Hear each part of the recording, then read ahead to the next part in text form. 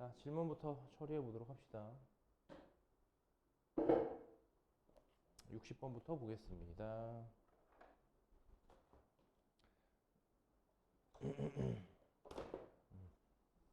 지난번에 딱 정리했던 그 문제네, 그지? 절대부등식. 절대부등식 문제네요. D60번부터 보겠습니다. 모든 실수 x에 대하여 모든 실수 x에 대하여 뭘 어떻게 해라? k 곱하기 2의 x제곱 보다 4의 x제곱 마이너스 2의 x제곱 더하기 4가 크거나 같다가 성립한대요. 이렇게 만들어주는 k 값의 범위를 구하라는 문제입니다. 자, 어떤 애가 모든 x에 대해 성립한대요. 부등식인데. 그럼 얘가 의미해주고 있는 게 일단 카테고리를 어떻게 분류해야 될까요? 절대부등식입니다. 절대부등식. 그러니까 모든 실수 x에 대해서 이 부등식이 성립한대잖아. 그러니까 x에다가 뭘 대입해도 항상 이 부등식은 참이야라는 얘기를 해주고 있는 거죠. 그죠? 우리는 그런 부등식을 가지고 절대부등식이라고 부르죠. x에 뭘 넣어도 무조건 성립하는 녀석. 오케이? 이런 꼴이죠. 그리고 보시면 알겠지만 2의 x제곱이나 4의 x제곱이 반복해서 등장하고 있죠. 치환해달라는 거죠. 그죠? 그래서 치환을 해야 되는 부류 문제입니다. 치환을 해야 되는 부류의 문제인데 절대부등식인 거지. 예. 그래서 일단은 뭐 치환부터 합시다. 2의 x제곱을 보시다시피 2의 x제곱을 t로 치환을 하고 시작하시면 될 것 같은데 지수 함수의 활용 파트에 이제 치환 문제들이 의뢰 그렇듯이 2x제곱이 t로 치환이 되면 t의 범위는 항상 0보다 그렇습니다. 그 조건이 붙어야 돼요. 0보다 커야 합니다. 그죠? 커야 해요. 이렇게 t로 치환을 해놓고 위에 있는 문제를 다시 써주시면 kt가 t제곱 마이너스 t 플러스 4보다 작거나 같다. 이런 식으로 정리가 될 거고요. 그죠? 한쪽으로 싹 몰아버리면 이 말과 똑같은 말이 t제곱에 넘어와서 마이너스 kt니까 마이너스로 묶었을 때 k 플러스 1에 t 더하기 4가 0보다 크거나 같다가 항상 성립해. 물론 이때 t 값의 범위는 양수로 제한됩니다. 요 얘기죠. 됐습니까? 요걸 그래서 하나의 2차 함수와 x축 사이에 지금은 t축이라고 해야겠네요. 관계로 보시면 적절합니다. 무슨 얘기냐면 요걸 이렇게 분류해서 보셔야 돼요. 이 녀석을 다시 한번 번역하자면 y는 t제곱에 마이너스 k 플러스 1의 t에 플러스 4라는 함수가 있고요. 그죠? 물론 t값의 범위는 양수로 제한됩니다. 얘랑 y는 0이란 애가 있는 거예요. 얘네들 사이에 적당한 연립으로 보셔야 되는데 근데 이게 등호로 그러니까 방정식으로 연결된 게 아니라 부등식이다 보니까 얘보다 얘가 더 크다, 위에 있다 정도로 인식하시면 되겠습니다. 물론 접하는 것까지는 허용할 거예요. 그러니까 만나는 것까지는 허용할게. 왜냐면 크거나 같다니까 만나는 것까지는 허용할 건데 어쨌든 붕 떠 있어야 되는 그림으로 이해해 주시면 되는 거죠. 그죠? 즉 얘가 위에 있음. 위에 있다. 누구보다? 얘보다. 그리고 경계를 포함해도 돼요. 경계를 포함해도 된다. 왜 크거나 같다니까 이 정도로 인식하시면 되겠습니다. 그럼 문제가 크게 두 부류로 나뉘어요. 어떻게 나뉘냐면 어쨌든 여기서 t의 범위가 양수이기 때문에 그래프 개형이 가운데 y축이 있겠죠. 그죠? 그럼 y축보다 꼭지점이 좌측에 있는 경우와 우측에 있는 경우로 나누어 생각할 수 있습니다. 왜냐하면 만약 꼭지점이 좌측에 있으면 생각해 보세요. 만약 꼭지점이 좌측에 있으면 즉 이 녀석을 2로 나눈 게 그러니까 완전 제곱식을 떠올려 주시면 좋습니다. 어쨌든 우리는 그래프의 개형으로 문제를 해결할 거기 때문에 위에 있니 뭐니 이런 식으로 그지? 그래서 이 녀석의 그래프의 개형을 떠올려 주실 거면 이걸 완전 제곱식으로 묶은 그림을 상상해 주시면 좋은데 이 녀석의 축의 방정식이 실제로 어떻게 생겼어요? x는 아니 지금 t는 얼마예요? 2분의 그렇습니다. k 플러스 1이죠. 그죠? 그럼 2분의 k 플러스 1이라는 저 녀석이 음수인 경우 또는 0보다 크거나 같은 경우로 나누어서 보시면 된다는 거죠. 실제로 첫 번째 케이스 축의 방정식에 해당하는 t 이퀄 2분의 k 플러스 1이 0보다 작을 때를 먼저 볼게요. 0보다 작을 때.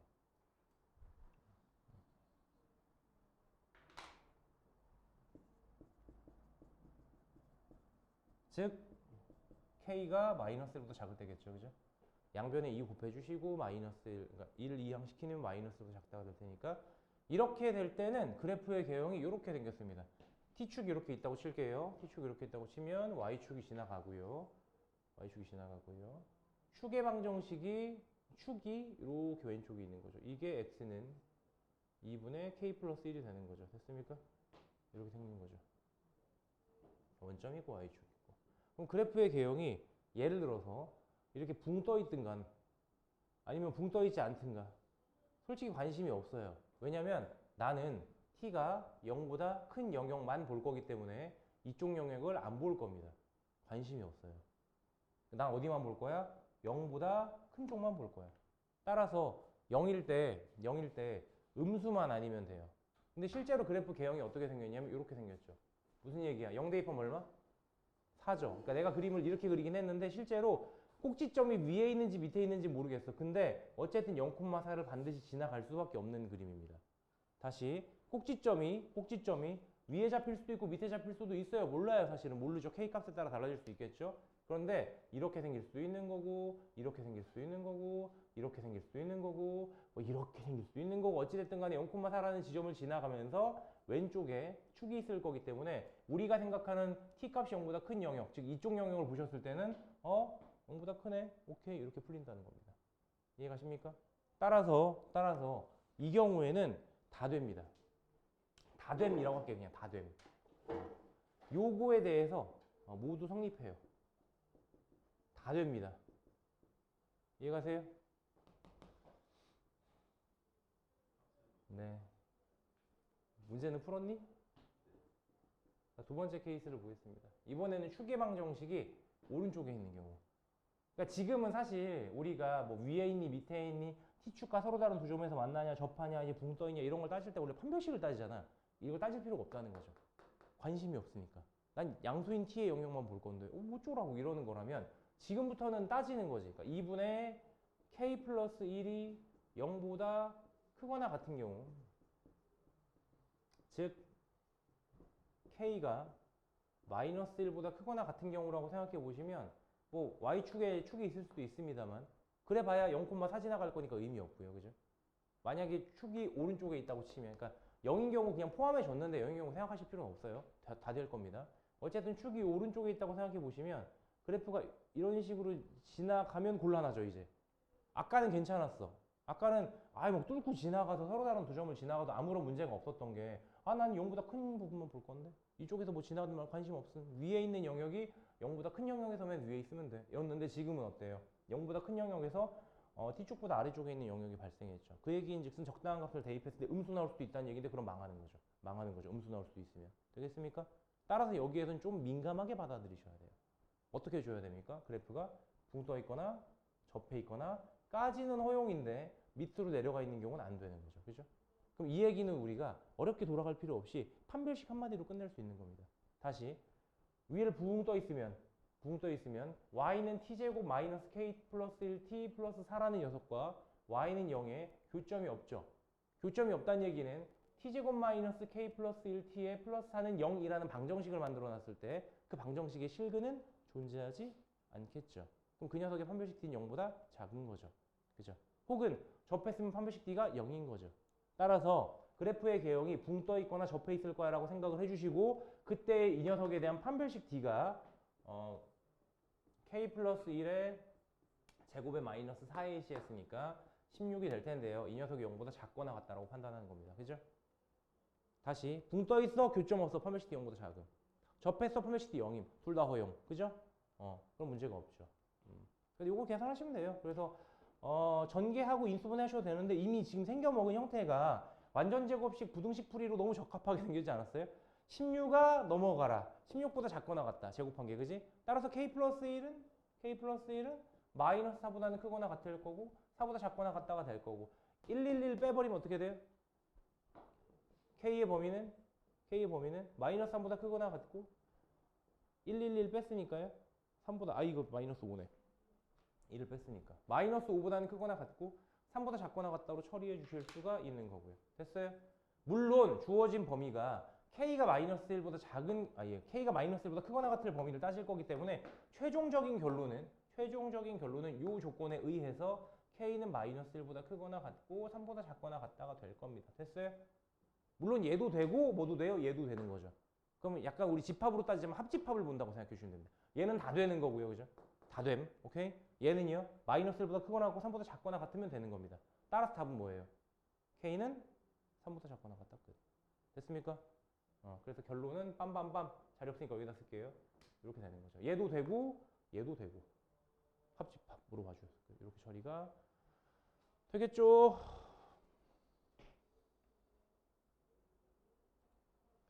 60번 문제 봤고요. 그 다음 볼 거는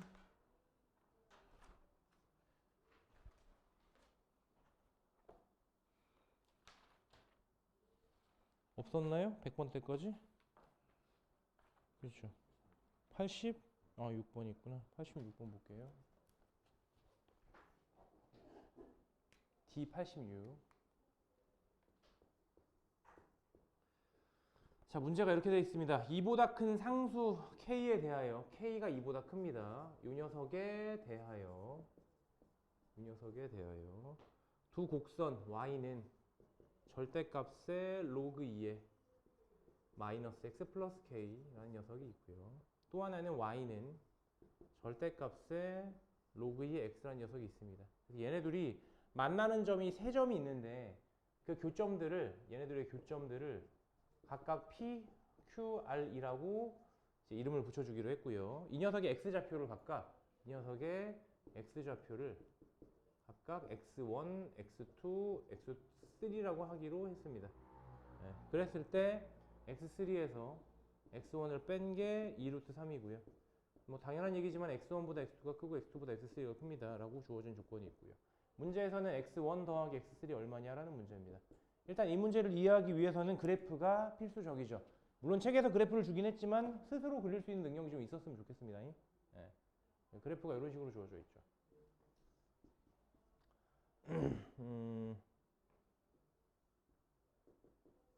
X축, Y축 그려두시고 K가 2보다 큰 상수예요. 2보다 큰 상수이기 때문에 이걸 이렇게 보시면 됩니다. 여기가 예를 들어서 2쯤 된다고 쳐. 2보다 크대. 대충 3 정도로 생각하셔도 돼요. 그럼 얘가 3 정도면 얘가 2면은 딱 로그 2의 1이 되잖아요. 그죠? 즉 X자리에다가 K-1을 대입해 주시면 는 0이 됩니다. 이해가세요? 따라서 이 녀석은 K-1이라는 녀석을 K-1,0이죠. 정확하게는. 지나갈 거고요. 그러면서 원래는 증가하는 그래프의 개형이어야 하는데 잠깐만 보는 맞네요. 그죠? 정의역이 로그 2의 뭐식이니까 근데 안에 x가 들어가 있으니까 저기긴 한데 이렇게 따져주시면 돼요. 절대값 나중에 생각하고 만약 여러분들이 그냥 퓨어하게 처음부터 그래프를 그린다면 y는 로그 2의 x의 그래프를 그리실 수 있죠. 얘 어떻게 생겼는지 기억나시죠? 1,0 지나가면서 이렇게 이렇게 올라가는 거죠. 그죠? 근데 이 녀석에 x가 들어갈 자리에다가 마이너스 x를 대입했다고 생각해 주시면 돼요. 그게 뭐의 대칭? y축 대칭입니다. y축에 대칭을 시킨 게 바로 y는 로그 2의 마이너스 x가 되는 건데 거기서 적당히 평행 이동한 녀석이에요. x축 방향으로 k만큼 평행 이동한 겁니다. 즉 x가 들어갈 자리 마이너스 x가 대입됐기 때문에 이렇게 생긴 거예요. 됐죠? 따라서 보세요. 원래는 이렇게 지나갔는데 이렇게 지나가는 애가 대칭됐으니까 이렇게 지나가는 게 됐어요. 그죠? 대칭됐어요. 그 녀석이 어떻게 됐어요? 평행 이동해서 이렇게 옮겨놓은 거예요. 그래서 이렇게 지나가는 애가 됐어요. 이렇게 지나가는 애가 됐는데 결과적으로 모든 식의 절대값을 씌워놨기 때문에 나오는 값이 음수라 하더라도 절대값 씌웠으니까 양수가 돼버립니다. 접어 올렸어 라는 표현은 난 종종 쓰는데요. 그렇게 생긴 거예요. 그죠? 따라서 그래프의 개형이 내려가다가 꼬라박다가 여기서 팅 하고 올라가는 그래프의 개형. 원래 이렇게 쭉 내려가는데요. 그죠? 이렇게 생긴 게 누구다? 제다 y는 절대값의 로그의 2의 마이너스 x 플러스 k의 그래프가 이렇게 생긴 거다. 됐죠? 얘는 어때요? 얘가 원래 이제 1,0 지나가는 이 자리가 1,0이라고 칩시다. 1,0 지나가게 증가하는 애인 건데 걔가 또 어떻게 됐어요? 걔가 절대값을 씌웠으니까 밑으로 내려가 있는 부분이 접어 올렸다라고 생각하시면 되겠죠. 됐어요? 따라서 이 녀석의 그래프의 경우는 또 이 자리가 예를 들어 1,0이라고 치면 원래는 이렇게 증가만 해야 되는 애인데 그죠? 증가만 해야 되는 애인데 어떻게 했다고요? 접어 올렸다고요. 따라서 밑으로 이렇게 내려가 있을 부분이 이렇게 올라간 그림을 떠올리시면 되는 거죠. 됐습니까? 그래서 보시는 바와 같이 이 그림은 쭉 했고 이렇게 쭉 해놓고 얘는 y는 절대값의 로그 2의 x가 된 거죠. 됐습니까? 이래 놓으면 점을 하나는 p, 하나는 q, 하나는 r이라고 잡을 수가 있는 겁니다. 사실 내가 그래프를 이렇게 완만하게 그렸는데 훨씬 가파르게 올라갑니다. 얘 원래. 조금 더 리얼하게 그리면 이게 꼬라 박는 거거든. 그래서 이게 사실 이렇게 완만하게 올라가지 않고요. 실제로는 훨씬 더 가파르게 올라갑니다. 가파르게 이렇게 올라갈 거예요. 엄청 가파르게 올라갈 거예요. 그래서 얘가 y는 얘가 되는 거죠. 이렇게 되는 거고 얘도 여기는 완만하지. 이렇게 완만하게 하는 거다. 됐습니까? 이런 그림을 좀 떠올려 주셨으면 좋겠고요. 좋겠고요. 됐죠? 그래서 이 자리가 R이 될 거다. 이런 식으로 생겼다. 자, 문제에서는 x3에서 x1을 뺀 게 2루트 3이래요. 2루트 3이래요. 근데 x1과 x3가 어디서 나오는 거죠? x1이 여기고요. 그죠? x3가 얘인데요. 티가 좀 안 나나? 색깔을 한번 들어볼까? 색깔을.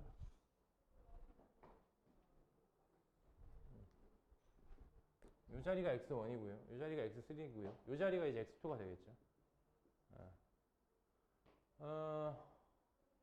어떻게 연립해서 나온 걸까요? 일단은 접어 올리기 전 상태를 생각해 보세요. 접어 올리기 전 상태는 원래 얘는 오른쪽 그림이에요. 요 오른쪽 그림. 그죠? 그럼 이렇게 내려가 있는 게 접어 올라가서 생긴 거니까 점 P란 녀석은 어떻게 연립하여 생긴 점이냐면, 그러니까 점 P X좌표 X1 같은 경우가 특히나 그런데요. 점 P X좌표는 X1은 뭐가 연립돼서 만들어진 거냐면, 하나는 Y는 마이너스 로그 2의 X인 겁니다. 됐어요? 원래 Y는 로그 2의 X가 이렇게 생겼어야 되는데요. 그죠? 그게 1보다 작은 X값의 범위에서 음수이기 때문에, 이 결과가 음수이기 때문에 절대값을 씌워서 접어 올린 거예요. 즉 마이너스를 붙인 거야 라고 이해하시면 돼요. 그죠? 그러니까 이렇게 만들어낸 거고요. 또 얘랑 누구랑 연립한 거죠? 얘랑 연립했는데 이 녀석도 지금 따지고 보면 내려가다 올라간 거잖아. 원래 내려가던 애였죠. 그죠?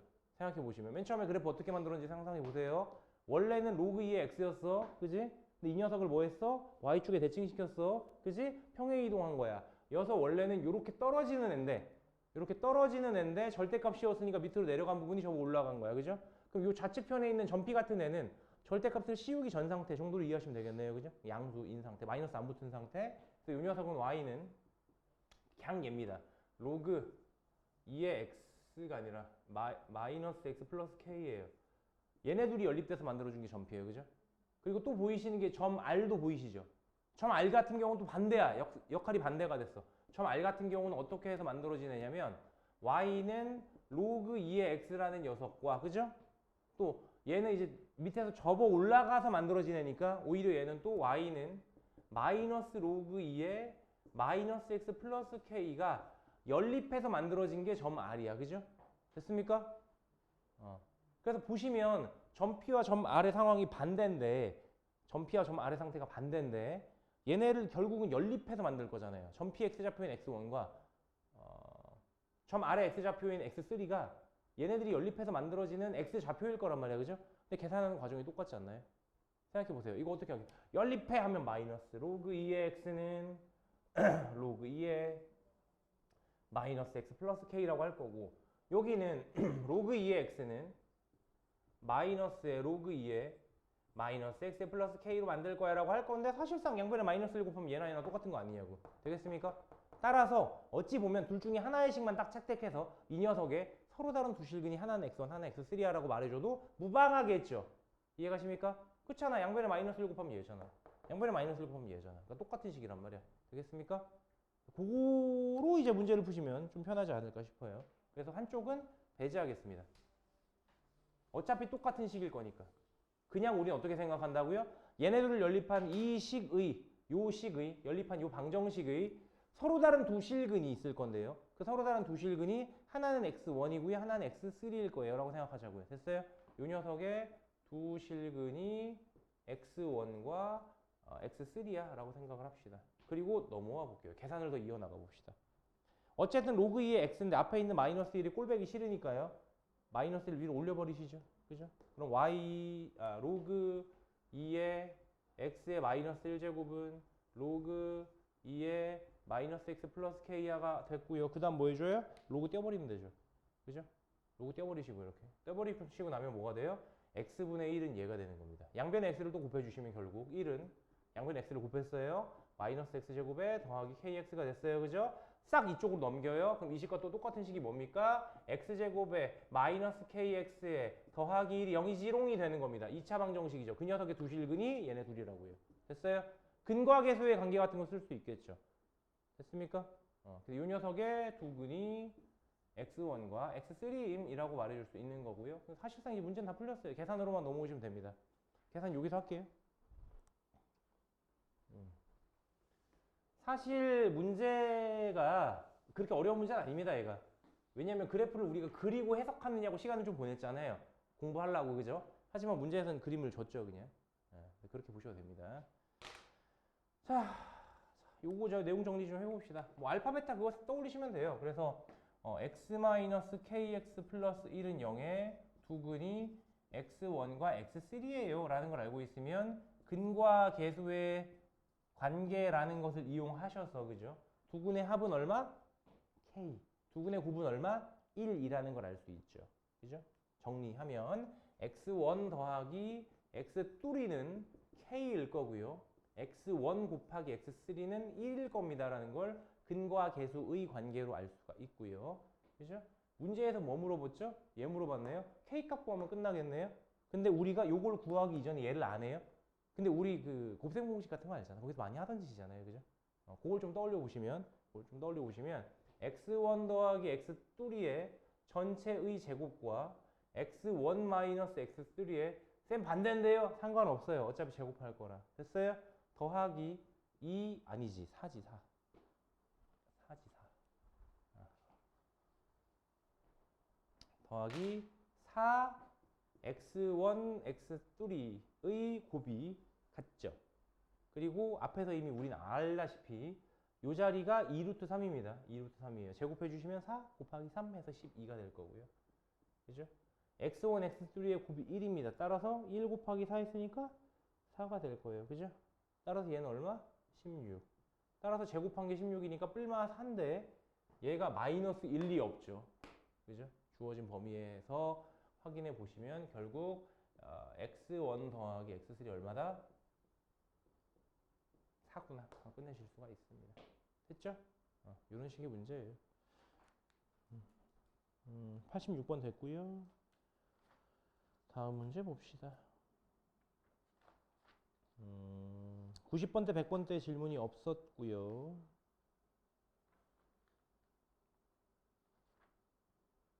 없나? 끝인 거 아닌데 하나 더 있었던 것 같은데. 146번 맞나요?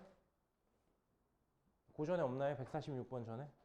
그죠? 146번 보도록 합시다.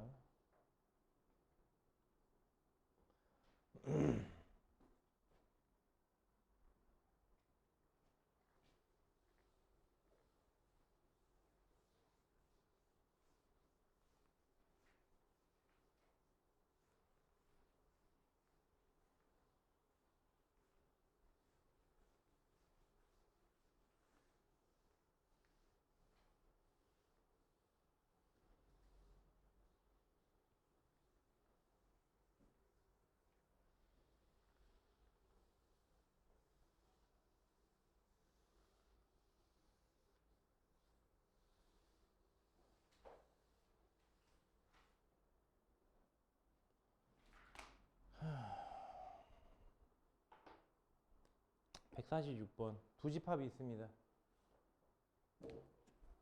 뒤에 146번 A가요. X들의 집합인데 어떤 X? X제곱에 마이너스 5X 플러스 4가 0보다 작고 나갔다.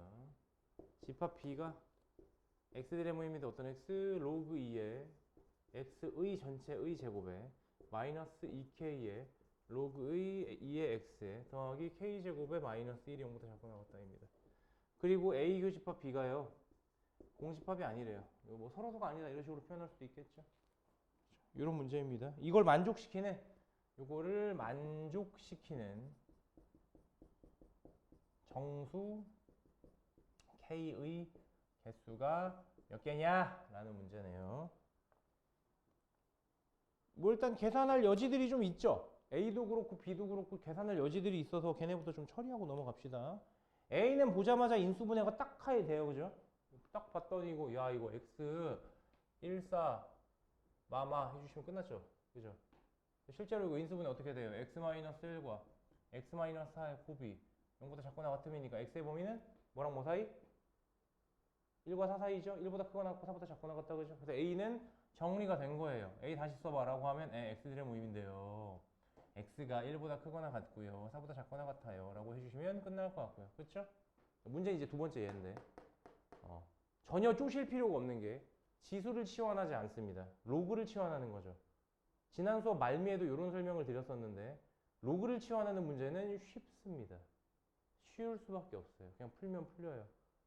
아까 봤었던 뭐 지수 범위가 바뀌는 그런 거 있잖아요. 그게 없잖아요. 그죠? 로그를 치환하면 개꿀 이렇게 생각하시면 됩니다.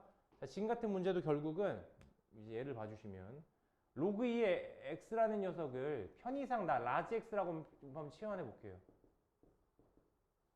자, 뭐가 붙지 않죠? x가 뭐 0보다 커야 돼? 이런 거 없습니다. 그죠? 이 상태로 그냥 푸시면 되는데 이 안에 들어가 있는 부등식을 다시 한번 정리해 보시면 x제곱에 마이너스 2kx에 더하기 k제곱 마이너스 1이 0보다 작거나 같은데 이 k제곱 마이너스 1이라는 게 k 플러스 1과 k 마이너스 1의 곱으로 인수분해가 가능하잖아요. 그죠? 다시 보시면 이 자리가 k 플러스 1과 k 마이너스 1의 곱이야 라고 보실 수 있는데 그럼 곱하면 얘가 됐고 더했더니 2k가 되네요. 마이너스 따라야 되니 각각을 마이너스 다루시면 되겠습니다. 됐죠? 조금 옛날 방식으로 정리를 하자면 우리 이렇게 쓰죠. 야 이거 k 플러스 1과 k 마이너스 1의 곱인데 하나는 k 플러스 1이고 하나는 k 마이너스 1인데 둘 다 마이너스가 붙어야 더해서 마이너스 2k가 돼. 이런 식으로 생각해 주실 수도 있겠다. 우리 중학교 때 한참 인수분해하던 방식을 떠올려 보시면 결론은 x에서 k 플러스 1을 뺀 것과 x에서 k 마이너스 1을 뺀 것의 곱이 0보다 작거나 같다이기 때문에 x는 야, 누가 봐도 k에서 1 더한 거랑 k에서 1 뺀 게 있습니다. 누가 크고 누가 작겠어요? 당연히 k가 똑같은데 하나는 1 뺐고 하나는 1 더했으니까 당연히 k 플러스 1이 더 크겠죠. 됐습니까? 그래서 k 플러스 1보다 작거나 같고 k 마이너스 1보다 크거나 같다로 정리할 수 있을 거고 본색을 드러내! 너는 원래 뭐였어? 저 로그 2의 x인데요가 되죠. 그죠? 그래서 뭐 을의 연립부등식 문제가 그렇듯이 두 개씩 끊어가면서 x값의 범위를 구하셔도 되고요. 그게 귀찮으면 한 방에 얘 이거 로그 2의 k 마이너스 1제곱인데 얘 로그 2의 k 플러스 1제곱인데 자 로그 2 떼어버려 이런 식으로 계산하셔도 되는 거고요. 어찌됐든 결론은 어떻습니까? 결론은 나 x인데 2의 k 마이너스 1제곱보다 크거나 같고 2의 k 플러스 1제곱보다 작거나 같아 라고 꺼내실 수 있겠다. 요게 이제 b의 범위가 되는 거죠. 다시 써보면 b라는 집합은요 x들의 집합인데 어떤 x들? 2의 k 마이너스 1제곱보다는 크거나 같고 2의 k 플러스 1제곱보다는 작거나 같은 요런 녀석이다 라고 생각하실 수 있습니다. 그리고 문제는요 겹쳐야 되는 거예요. 겹쳐야 되는 겁니다. 공집합이 되면 안 돼요. 공집합이 되면 안 되기 때문에 요 녀석과 요 녀석을 수직선 위에 얹어놨을 때 겹치는 게 있어야 됩니다. 그 얘기 좀 해봅시다. 그 얘기 좀 해봅시다. 자, 수직선 모델을 떠올려 보시죠. 수직선 모델을 떠올려 보시죠. x축이 찌다랗게 있어요. 1부터 4까지라는 범위가 대충 여기부터요. 여기라고 할게요. 됐어요? 이게 이제 a라는 녀석이죠. 나 a인데 1부터 4까지다 라고 하고 있어요. 그죠? 자, 그러면은 b의 범위가 어떻게 잡혀야 할까요? 겹쳐야 합니다. 겹친다는 얘기는요. 얘가 막 잡아먹어도 되는 거긴 하지만 기본적으로 만약에 2의 k-1제곱 만약 1보다 작게 잡힌다면 2의 k 플러스 1제곱이 1과 4 사이에 있으면 되는 겁니다. 그럼 겹치는 거예요. 그죠? 라고 생각하셔도 되고요. 쌤 그렇게 막 미지수로 풀어야 되나요? 하면 솔직히 그럴 필요가 없습니다. 왜냐면 k의 범위를 정수로 제한해 줬거든요. 그죠? k의 범위를 구하자가 문제가 아니라 야 이거 겹치게 하는 k를 다 구해볼래? 몇 개 나와? 를 물어보는 문제라고 생각하시면 돼요. 그죠? 따라서 우리는 k 값을 무지하게 작은 수부터 툭툭툭 집어넣는 방식으로 정리해 줄 겁니다. 그럼 답이 나와요. 그게 제일 쉽겠죠. 그죠? 자, 가령 2의 k-1제곱과 2의 k 플러스 1제곱이 있는데 k가 막 무지하게 작아. 막 마이너스 100이야. 그럼 여 밑에 있을 겁니다. 여 밑에 있을 거예요. 마이너스 100이야. 그럼 2의 마이너스 101제곱 보다 크거 나왔고 2에 마이너스 99제곱보다 작거 나갔다니까 거의 0에 붙어있는 막 이렇게 붙어있는 애일 거예요. 그죠? 우린 이 녀석한테 흥미가 없죠. 좀 더 왔으면 좋겠지. 좀 더 오다 어떻게 돼? 오른쪽 끝이 1을 밟아주면 그때부터는 겹치네라고 할 수 있을 거예요. K가 언제 처음으로 1과 밟힙니까? 여기서 오른쪽 끝이. K가 얼마일 때? 마이너스 1일 때. 그죠? 실제로 K가 마이너스 1일 때를 생각해 보시면 그때의 B의 범위가 마이너스 1 집어넣어 보시면 4분의 1부터 편하게 이렇게 쓸게요. 4분의 1부터 1까지로 딱 잡힙니다. 그래서 이렇게 잡혀서 겹쳐요. 이래서. 그죠? 여기부터 시작입니다. 근데 솔직히 말해서 1, 2, 3이 귀찮잖아요. 그러니까 이렇게 되면서 점점 이렇게 나오겠죠. 그죠? 이런 식으로 되겠죠. 언제까지 겹칠까요? 자, 어쨌든 K가 하나씩 커지면 저 범위가 말도 안 되게 팡팡팡 커집니다. 거듭제곱이라서. 지수 함수를 떠올리시면 돼요. 지수 함수 그래프 개형이 이렇게 증가하잖아요. 그런 것처럼 K 값이 1 이렇게 커지는데 범위가 팍팍팍 늘어납니다. 그죠? 그래서 마이너스 1 대입했을 때 이렇게 겹쳐듣고 처음으로 0 대입해 주시면 바로 2분의 1부터 2까지가 돼버립니다. 확 왔죠? 그죠? 3 대입해도 4 대입해도 어찌됐건 간에 왼쪽 끝은 이렇게 올 거예요. 그죠? 오다가 어느 순간부터는 넘어갈 겁니다. 왼쪽 끝도 너무 커질 거예요. 그럼 왼쪽 끝이 너무 커져서 이렇게 되는 순간 망했죠. 그죠? 그럼 이제 우리 어디까지 생각합니까? 왼쪽 끝이 4에 겹칠 때까지만 생각해 주시면 되는 겁니다. 그죠? 그때 K가 얼마인데? 3이죠. 끝입니다. 여기부터요. K가 3일 때까지 생각하시면 되는 거죠. 실제로 K가 3이 됐을 때 집어넣어 보시면 범위는 4부터 어디까지야? 3 집어넣으면 16까지죠. 개넓으네. 막 이렇게 잡히겠네. 그죠? 4부터 16까지. 됐습니까? 어쨌든 겹치죠. 이 중간에 다 겹쳤겠죠. 따라서 K는 마이너스 1일 때랑 0일 때랑 1일 때랑 2일 때랑 3일 때 몇 개? 5개 끝 이렇게 해주시면 되겠다. 오케이? 이런 문제 겠습니다. 네. 넘어가시면은 끝났나요? 다 맞네요. 삼각함수 들어가야 되네요. 써머리도 좀 해야 될 것 같고요.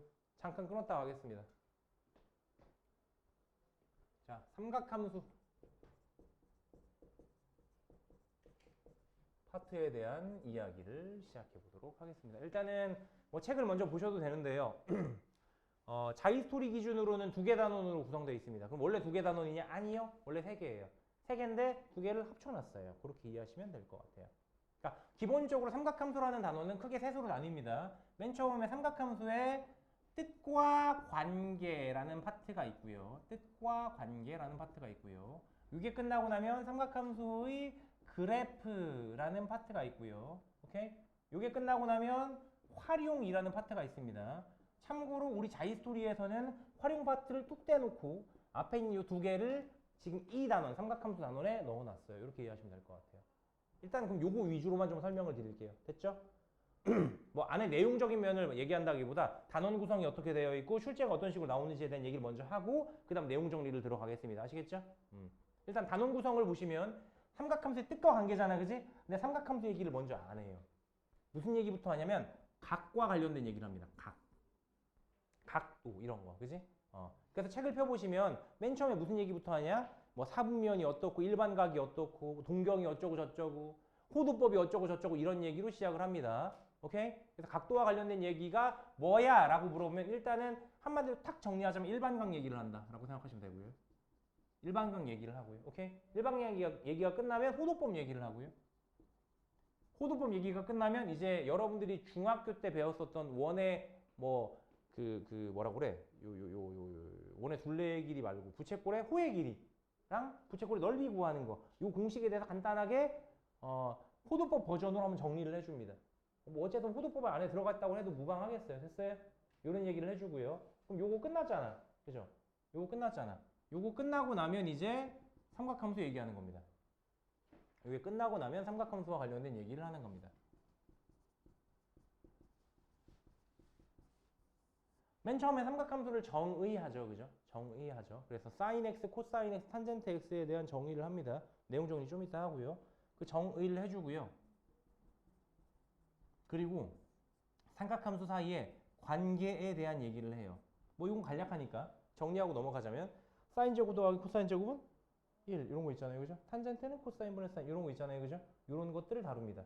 됐습니까? 이런 것들을 다뤄요. 그러고 나면 끝이에요. 이게 답니다. 여기까지가 뜻과 관계라고 보실 수 있어요. 됐습니까? 여기까지가 뜻과 관계구나 라고 보시면 됩니다. 그럼 여기서 출제되는 문제가 있나요? 라고 물으면 네, 있어요. 뭐가 출제가 되냐면 각도와 관련된 문제가 최근에 출제된 적은 없고요. 원래 각도와 관련해서 요거 문제 중에 일반각 문제 중에 동경 문제 어려운 거 있거든요. 요게 원래 어려워요. 동경 문제가 좀 그런 거 아세요? 예를 들어 뭐 세타랑 뭐 7세타가 있는데 얘네들이 y축의 대칭해. 세타 구해봐. 이런 거라든가 뭐 세타랑 뭐랑 일직선상에 있는데 방향이 달라라든가 이런 식으로 동경 관련된 문제들이 각도라 나올 때가 있습니다. 근데 그게 솔직히 지금은 좀 옛날 문제 취급을 좀 받고 있어요.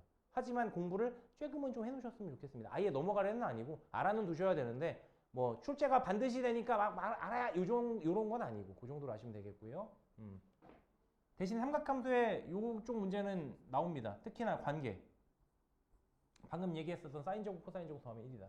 그지? 탄젠트는 코사인분의 사인이다. 그거는 반드시 출제된다고 생각하시면 됩니다. 반드시 출제된다고 생각하시면 돼요. 됐죠? 이 정도로 정리가 되고요. 삼각함수 그래프로 넘어가겠습니다. 삼각함수 그래프는 맨 처음 뭐부터 얘기할까요? y는 sin x, y는 cos x, y는 tangent x. 그지? 그 다음 그 녀석을 조금 더 일반화시킨 y는 a sin bx, y는 a cosine bx, y는 a tangent bx의 그래프를 그리는 영역까지 넘어갑니다. 됐죠? 그래서 맨 처음 얘기하는 건 결국 이 녀석들이에요. y는 a sin bx, y는 a cosine bx, y는 a tangent bx 이런 애들 가지고 놉니다. 이 녀석 그래프 가지고 노는 문제가 출제가 돼요. 그러니까 그래프. 물론 지금 이게 끝이 아니죠. 이게 기본형입니다. 이게 기본형이에요. 표준형은 이 녀석을 적당히 평행이동시킨 녀석이 표준형입니다. 그죠? 그 표준형에서도 분배해 놓으면 그게 또 일반형이 되는 거고요. 물론 일반형이 큰 의미는 없어요. 워낙 쉽기 때문에. 표준형과 일반형의 차이가 거의 없기 때문에. 어쨌든 요거에 뭘 본다? 그래프의 개형을 본다. 그러니까 그래프 그려야 된다고. 가장 이제 코어한 문제들이죠. 나오죠, 얘는 당연히. 요거는 출제가 된다고 보시면 돼요. 한 문제가. 뭐가 나올지는 몰라요. 근데 어쨌든 출제가 됩니다. 기본형과 요 녀석을 평행이동한 표준형까지가 출제가 잘 됩니다. 그러면 그래프는 끝났어. 그럼 끝났을까 하면은 공교롭게도 끝이 안 났어요. 그 다음 뭐가 있냐면 각변환이라는 게 있습니다. 각변환이라는 게 있어요. 기억나세요 혹시? 뭐 사인 파이 플러스 세타 이런 거. 탄젠트 2분의 파이 마이너스 세타 이런 거 기억나세요? 그런 것과 관련된 문제들입니다. 좀 이따 정리할 거예요 다. 그래서 그런 것과 관련된 문제들이 나오는데 이 각변환의 포지션이 애매한 게 얘는 출제가 되는데요. 어떤 식으로 출제가 되냐면 앞에 얘기했었던 뜻과 관계 있죠. 뜻과 관계에서 문제가 나올 건데 요것과 연관지어서 내요. 그러니까 기본적으로 골자는 삼각함수 관계 문제인데 중간 계산 과정에 각변환이 들어가. 요런 식이야. 계산 과정에 개입해요. 계산 과정에 개입해요. 그래프 문제도 개입할 수 있고요. 오케이? 개입할 수 있고요. 이런 식으로 각변환은 자체적인 문제가 나온다기보다는 여기저기 다른 삼각함수의 문제의 중간 계산 과정으로 쓰인다 정도로 이해하시면 좋을 것 같아요. 됐습니까? 그리고 마지막으로 해주는 게 뭘까요? 삼각함수 그래프의 활용이라고도 하는데요. 뒤에 있는 삼각함수 활용이랑 헷갈리니까 난 보통 그렇게 안 부르고요. 그냥 삼각함수 방정식, 부등식, 즉 삼각 방정식과 삼각 부등식 문제가 나올 수 있습니다. 요걸 이제 삼각함수 그래프의 활용이라고 부르는 파트예요. 여기까지도 그래프입니다. 문제를 풀 때 그래프가 좀 필요해요. 네, 그래프가 필요한데 얘처럼 막 평행이동하고 A 자리가 3이고 B 자리가 -2고 이런 식으로 그래프를 그리는 게 어렵진 않고요. 그래프가 어렵진 않은데 기본 그래프 있잖아. Y는 sin x, Y는 cosine x. 여기서 큰 변화는 없어요. 큰 변화가 없는 상태에서 문제가 출제가 됩니다. 요것도 잘 나오느냐? 예, 잘 나와요. 근데 잘 나오는데 어떤 식으로 생각하셔야 되냐면 관계 문제랑 솔직히 방정식 문제가 큰 차이가 없거든요. 물론 앞에서 요 화살표 여기도 들어가야 됩니다. 각변환이 개입해요. 여기도 각변환 개입해요. 개입하는데 요거 둘 중에 하나가 나올 수도 있고요. 둘 다 나올 수도 있어요. 그러니까 얘네들은 약간 성질이 좀 유사해요. 뜻과 관계 문제가 방정식, 부등식 문제랑 유사하게 좀 쓰이는 경향들이 있습니다. 어쨌든 뭐 계산하고 이런 애들이라서. 됐습니까? 여기까지 봤으면 그래프는 끝입니다. 여기서 몇 문제 나와요? 2문제 나와요. 통상 이렇게 생각하시면 됩니다. 통상이에요. 늘 그런 건 아니에요. 관계 문제이거나 방정식 문제이거나 부등식은 잘 나오진 않습니다. 근데 부등식까지 비슷한 문제 유형이니까 넓혀 놓으셔야 되고요. 그러니까 뜻과 관계 문제이거나 관계 문제이거나 방정식 문제이거나 둘 중에 하나가 나오고 오케이? 나머지 하나는 그래프로 나오고 요게 일단 기본 골자로 보시면 되겠어요. 오케이? 이 상황에서 더 추가할 수도 있는 거고요. 그 다음에 나머지 한 문제가 활용 문제가 나오는 겁니다. 활용 문제 오늘은 하지 않을게요. 활용은 그냥 그겁니다. 도형 문제, 도형 문제. 도형 문제들인데 이건 나중에 다룰게요. 그러니까 약간 맥락이 전혀 달라요. 맥락이 전혀 달라서 이렇게 출제가 된다라고 보시면 됩니다. 그래서 우리 앞에 맨 앞에 출제 분석되어 있는 거 한번 보시면 출제 경향 보시면 두 문제가 나왔죠. 그죠? 작년 수능이라고 이제 말해도 되겠네요. 그죠? 작년 11월에 본 거니까 이제 1월이 됐으니까 자, 두 문제가 나왔는데 하나는 주기 문제가 나왔고 하나는 삼각함수 성질이래요. 그죠? 그죠? 주기 문제가 뭘까요? 그래프 개형 물어보는 겁니다. 이렇게 이해하시면 돼요. 그리고 밑에 있는 성질이라고 하는 게 요겁니다. 뜻과 관계 문제입니다. 근데 중간에 계산 과정에 각 변환이 개입해요.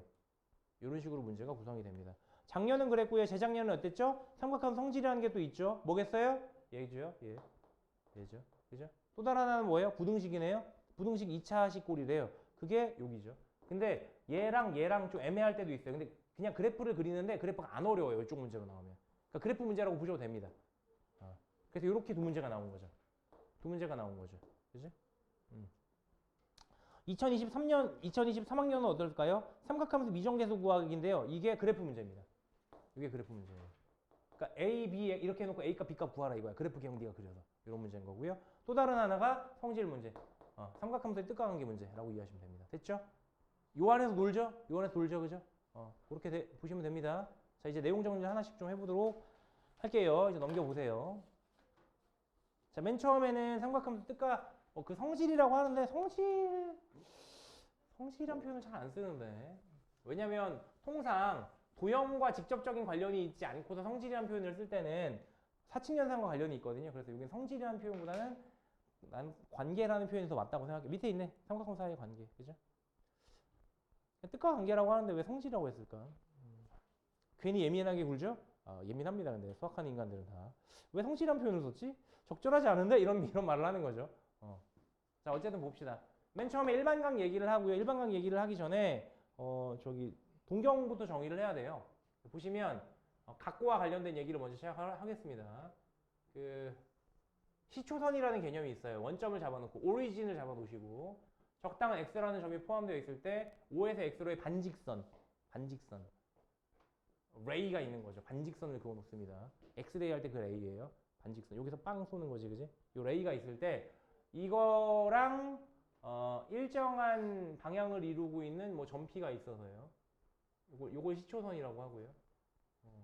시초선을 기준으로 시계 반대 방향을 양의 방향으로, 시계 방향을 음의 방향으로 설정하여서 또 다른 점 하나를 찍어 놓고 OP 방향으로 반직선을 쏜 이 반직선을 가지고 우리는 동경이라고 부르는 겁니다. 그러니까 여러분들이 솔직히 동경이라는 개념을 상당히 애매하게 배우는 경향들이 있어요. 동경이 뭐야 하면 이거예요. 막 이래. 동경은요, 이 반직선을 의미하는 겁니다. O에서 P로 빵 쏜 이 반직선. 그죠? 이 반직선과 각도는 다른 거죠. 이 동경이 갖고 있는 각도가 있을 수는 있겠지만 이해가십니까? 다시 동경은 반직선입니다. 이것도 제대로 안 배우고 넘어가는 경우들이 있어서 이 반직선을 그려 놓으시면 당연히 시초선으로부터 적당한 각도가 있죠. 그죠? 적당한 각도가 있는데 까놓고 말해봅시다. 동경이라는 건 반직선이 됐죠. 하나의 방향을 나타내는 반직선이란 말이야. 그죠? 그럼 이 동경을 나타내는 각도가 솔직히 하나가 아니죠. 지금처럼 내가 가장 작은 값으로 적당한 양수값으로 세타라고 잡아놨지만 그죠? 이게 한 바퀴를 돌아서 얘일 수도 있고요. 두 바퀴를 돌아서 얘일 수도 있는 거예요. 그죠? 동경이 갖고 있는 각도는 원래 엄청나게 다양합니다. 그 다양한 각도들을 하나로 땅 하고 표현한 게 일반각이라고 생각하시면 돼요. 됐습니까? 통상 이 동경 OP가 갖고 있는 각도 뭐야? 라고 하면 그걸 우리가 일반각이라고 부르고요. 그 일반각을 우리가 어떻게 표현하느냐면 하나의 특수각 세타를 잡아 놓으시고 통상 세타각은 0도에서 360도 사이로 잡아 놓습니다. 거기에다가 뭐 해줘요? 더하기 360도 곱하기 n을 해주는 거죠. 물론 이것도 n자리는 정수입니다. 이게 일반각인 거죠. 됐습니까? 일반각의 개념이 원래 이렇습니다. 일반각의 개념이. 그래서 일반각이 의미하는 게 뭐야? 라고 물어보면 하나의 방향을 나타내는 그냥 모든 각들을 의미한다라고 생각하시면 되겠어요. 그죠? 여기 일반각이고 끝이에요. 끝이에요. 뭐 관련된 문제들이 있는데 그건 나중에 보도록 하고요. 호도법 얘기합시다. 호도법은 뭘까요? 호도법의 정의를 모르는 경우들도 있어요. 아세요? 혹시 호도법이 뭔지? 뭐 항상 파이, 2파이 이렇게 쓰긴 했는데 뭐 2분의 파이는 90도고 막 이렇게 했는데 호도법의 정의가 뭘까요? 어떻게 호도법을 만들었을까요? 문제는 답에 있어요. 호, 도, 법이잖아. 호가 뭔데? 그 호야. 호, 아크. 호. 그죠? 호우요. 도는요. 그리는 거죠. 호를 그리는 방법인 거예요. 그러니까 호에서부터 말미암아 만들어지는 겁니다. 무슨 얘기냐면 특정한 하나의 부채꼴이 필요해요. 어떤 부채꼴이냐 하면요. 이 부채꼴은요. 반지름의 길이와 호의 길이가 같은 부채꼴입니다. 그때 우리는 이 중심각의 크기를 1 라디안으로 정의합니다. 되겠어요? 언제? 이 호의 길이와 반지름의 길이, 호의 길이를 L이라고 놓고 반지름의 길이를 R이라고 놨을 때 L과 R의 값이 같을 때의 중심각의 크기를 1이라고 잡자라고 약속하는 겁니다. 이게 호도법의 시작이에요. 됐어요? 근데 여러분들도 다 아시다시피 그 원래 저기거든. 그 호의 길이는 파이 r 제곱이 아니지. 2파이 r 한 다음에 즉 원의 둘레의 길이를 구한 다음에 원의 둘레의 길이면 2파이 r이죠. 를 한 다음에 곱하기 360도분의 해당 각이거든요. 지금 1라디안이라고 정의하긴 했는데 모른다 칠게요. 1라디안인데 몰라서 얘를 그냥 내가 알파라고 표현했다고 칠게요. 뭔지 몰라서. 알파도라고 하겠습니다. 알파도라고 할게요. 이렇게 놓을 수 있잖아요. 그죠? 원래 호의 길이를 구하는 방법이 원의 둘레의 길이에서 비율적으로 곱해주는 거잖아요. 그죠? 이렇게 했다고 했을 때 우리가 지금 보고 있는 R과 L의 값이 같은 경우이기 때문에 이 녀석을 우리가 R로 봐줄 수가 있습니다. 그죠? 약분이 가능하고요. 보시다시피. 약분이 가능하고요. 다시 한번 처리를 해보시면 결국 알파도라는 녀석을 정리해 줄 수 있는데 알파도는요. 2파이 분모로 가고 360도 분자로 가서 뭐가 돼요? 파이분의 180도가 되는 거죠. 이게 알파도입니다. 됐어요? 그리고 이 우리는 알파도를 뭐라고 부른다고? 1 라디안이라고 부르겠다고. 됐어요? 1 라디안이라고 부르겠다고. 그래서 이 녀석이 1이에요. 1 라디안이에요. 그래서 요거로부터 우리는 얘네들이 같겠다. 그죠? 라고 정의를 하는 거니까 180도가 양변에 파이를 곱해주시면 파이가 되는 거죠. 여기서부터 이제 여러분들이 외울 게 시작이 되는 거죠. 그죠? 유도 과정이 있습니다. 그래서 밑도 끝도 없이 그냥 외워하는 게 아니라 특정한 부채꼴을 그려 놓으시고 반지름의 길이와 호의 길이가 같은 특정한 부채꼴을 그려 놓으시고 요때의 중심각의 크기를 1이라 약속하자라고 해서 만들어낸 겁니다. 그리고 이 호도법이 있으면 수학적인 처리가 매우 편해져요. 계산이. 그렇게 고안해낸 것입니다. 고안한 거예요. 생각해봐. 니네 이제까지 배웠던 각도들은 그 전까지만 하더라도 60분법이라고 하는데요. 60분법이라고 하는데 그러니까 방향을 6개로 쪼개요. 이게 이제 말이 많은데 보통 이제 1년을 기준으로 잡았다는 얘기가 있습니다. 그지? 옛날 막 로마 시대나 이런 기원 전서부터 보니까 하루하루 지나가 보니까 대충 360일 정도 지나가니까 하루가 1년이 계절이 돌아온다 이거야. 그지? 신기하잖아. 원래 365점 며칠인가 뭐 그렇잖아. 원래 365.7인가 막 이래요. 그죠? 근데 그걸 어떻게 계산해 옛날 사람들이 모르니까 대충 360이라 통치고 나중에 좀 밀리면 뭐 윤월, 윤일 막 이런 거 정해가면서 하루씩 불려 나가면서 대충 그때 조정해가면서 맞추는 거죠. 지금이야 뭐 365일이지만. 그래서 옛날엔 실제로 30일씩 해서 12달이었어요. 그전에는 아세요 원래? 그거 알아요? 여담. 원래는 서력 기준입니다. 이쪽 기준이 동양 기준이에요. 옛날에는 원래 10달밖에 없었어요. 생각해봐. 10이라는 숫자가 훨씬 편하잖아. 근데 이게 왜 12달이 됐을까? 아세요? 그래서 니네 어색한 거 알아야 되는데 여담입니다. 여담 그냥 집중하기 빡세니까 요 얘기까지만 좀 해요. 그 12월이 영어로 뭐예요? 디셈버죠. 이상하지 않아요? 안 이상해요? 안 이상해요? 10월이 뭐예요? 옥토버죠. 안 이상해요? 옥토퍼스가 원래 뭔데? 문어잖아. 왜 옥토퍼스가 문어인데? 다리가 8개니까. 그러니까 이 단어가 라틴어로 8을 의미하는 숫자고요. 디셈버도요. 가만 생각해 보시면 이게 10을 의미하는 단어예요. 근데 혹시 왜 이렇게 됐지?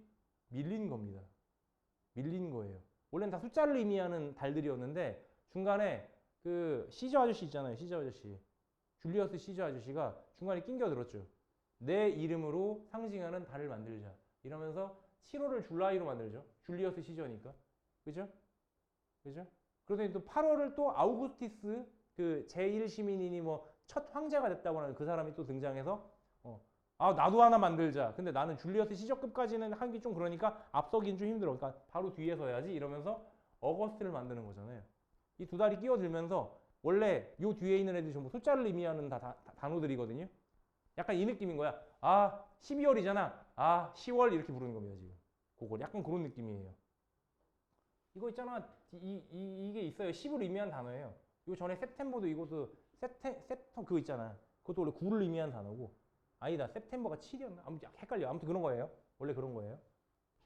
돌아와서 개소리 그만할게요. 그런 겁니다. 이거 라디안 할 때 이것도 레디우스잖아. 반지름 길이가. 그것도 뭐 어원 공부하면 재밌어요. 그 방사능이 레디오 액티브잖아. 그리고 라디오도 라디오잖아요. 여기를 방사하는 거죠. 전파가 여기서 도도도도도 이렇게 하는 거죠. 방사선이 방사선인데 방사선이니까. 방사성 물질이 있으면 방사선을 이지라로 쏘잖아요. 이렇게 쏘잖아요. 방사하잖아요. 그죠? 재미없죠. 자, 돌아올게요. 어쨌든 이런 식으로 정의가 되는데 이게 그렇게 중요한 문제로 막 이렇게 취급되지는 않습니다. 다만 아까 말했던 좀 어려운 문제가 하나 있으니 넘어가 보세요. 135페이지에 앞에 뒤에 문제 쭈르륵 풀어보세요. 안 어려우니까 금방 풀릴 겁니다. 다만 13, 14, 15 보이세요? 2에 13, 14, 15 얘네들은 어려워요. 아, 출제가 된다는 거냐? 출제가 될 거면 오른쪽 위에 기출 문제 뭐 이렇게 몇 년도 이렇게 써 있겠죠, 그죠? 그죠? 그러니까 안 나올 가능성이 지금으로서는 큽니다. 지금으로서는 안 냈으니까 이제까지 안 냈으니까 안 나올 가능성이 큰데 만약에 이쪽에서 어려운 문제가 여러분들이 좀 대비해야 되는 문제가 만약 있다면 얘밖에 없어요. 됐어요? 얘밖에 없어요. 그리고 뭐 그 다음에 뭐 부채꼴의 호의 길이라든가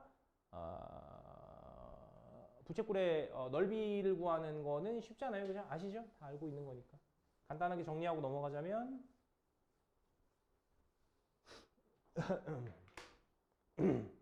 부채꼴의 호의 길이는 어떻게 구해요? 중심각 세타와 반지름 길이 R에 대해서 뭐 2파이 R에 원래 360도분의 해당각 세타였는데 앞에서 배우다시피 360도는 우리가 2파이로 처리를 해버립니다. 그죠? 그러니까 약분이 되는 거죠. 이렇게 2파이가. 그래서 R 세타가 되는 거죠. 원리가 이러하죠. 그죠? 360도는 2파이니까. 됐습니까? 또 이 녀석의 넓이를 만약에 S라고 한다면 넓이 S는 원래는 파이 R 제곱이었는데 파이 R 제곱에다가 마찬가지로 360도분의 2파 세타를 하는 건데 360도 자리를 뭘로 바꿔? 2파이로 바꾸는 거죠. 그러니까 약분이 하나가 되고 이 자리 2만 남는 거지. 됐어요? 그래서 정리해보면 결국 2분의 1 R제곱 세타라고 부르는 거고요. 혹은 R세타가 L인 걸 이용해 주시면 얘는 2분의 1 L이라고도 부를 수 있고 이건 이제 기본기에 해당하는 내용들이죠. 알아두셔야겠죠. 그죠? 이런 거 있고요. 책에도 있습니다. 앞에 정리되어 있어요. 여기까지 했으면은 여기까지 끝. 됐죠? 각도와 관련된 얘기는 끝난 거고 이제 삼각함수 정의로 넘어가게 됩니다.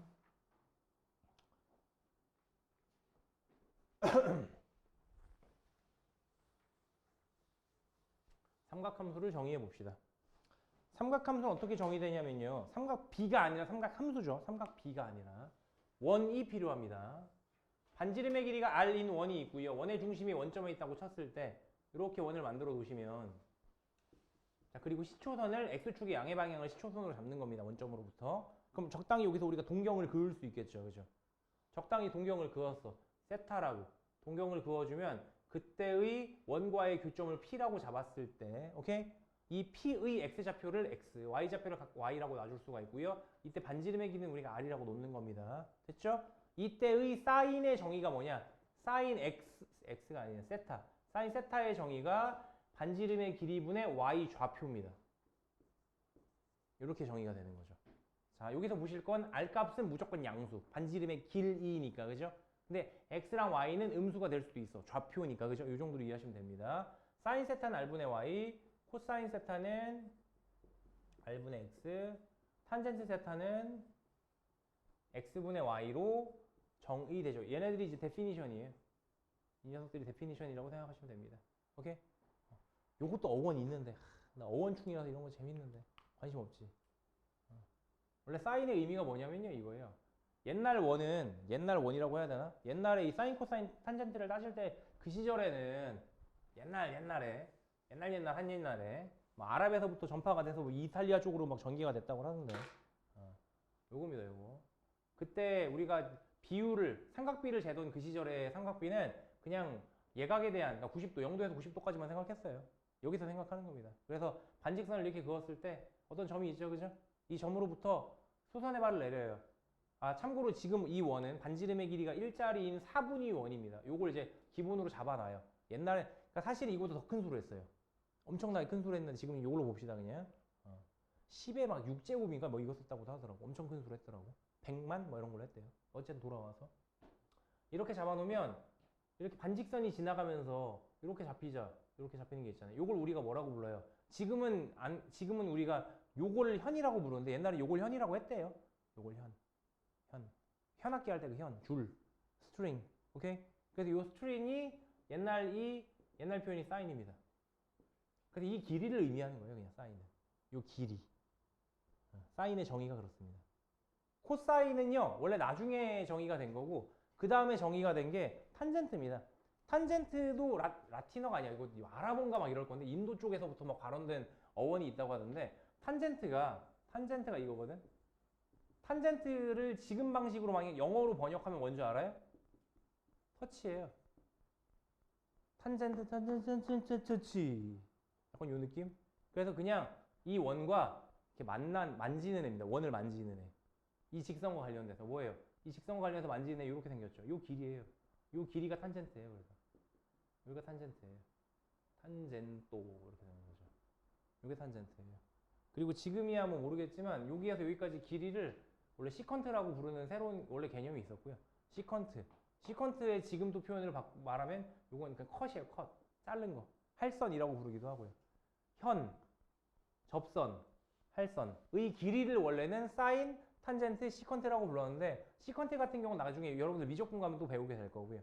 지금은 신경 안 쓰셔도 되고요. 됐어요? 그럼 코사인 어떻게 만든 거냐? 코사인이라는 건 말 그대로 사인에다가 앞에 코를 붙였죠. 그죠? 코가 의미하는 게 뭘까요? 비슷한 단어로 얘기했습니다. A의 여집합할 때 C. A의 컴플리먼트라고 하잖아요. 그죠? 컴플리먼트가 뭔데요? 보완물, 보충물. 그러니까 얘는 뭐냐면 사인의 보완물입니다. 그러니까 사인 세타라는 게 요 각에 대한 현의 길이잖아요. 그지? 그러면 보완하고 싶어. 전체 각을 나는 뭘로 볼 거니까 90도로 볼 거니까 세타를 보완하는 각은 여기예요. 됐어요? 그럼 이 각에 대한 현의 길이입니다. 이게 코사인이에요. 그러니까 보각에 대한 그러니까 세타를 이제 다 바치는 보완하는 각에 대한 현의 길이를 의미하는 겁니다. 원래 이렇게 정의라기보다는 이런 식으로 쓰였던 내 뜻이 지금 현대적으로 좀 바뀐 거죠. 돌아와서 사인, 코사인, 탄젠트의 정의는 이러하다. 끝입니다. 이거 가지고 이제 재밌는 놀이를 해줄 수가 있는 거죠. 가령 예를 들어서 사인 제곱과 코사인 제곱을 해주시면 사인 제곱이라는 건 어떻게 정리가 됩니까? 사인 제곱은 얘 제곱할 거잖아요.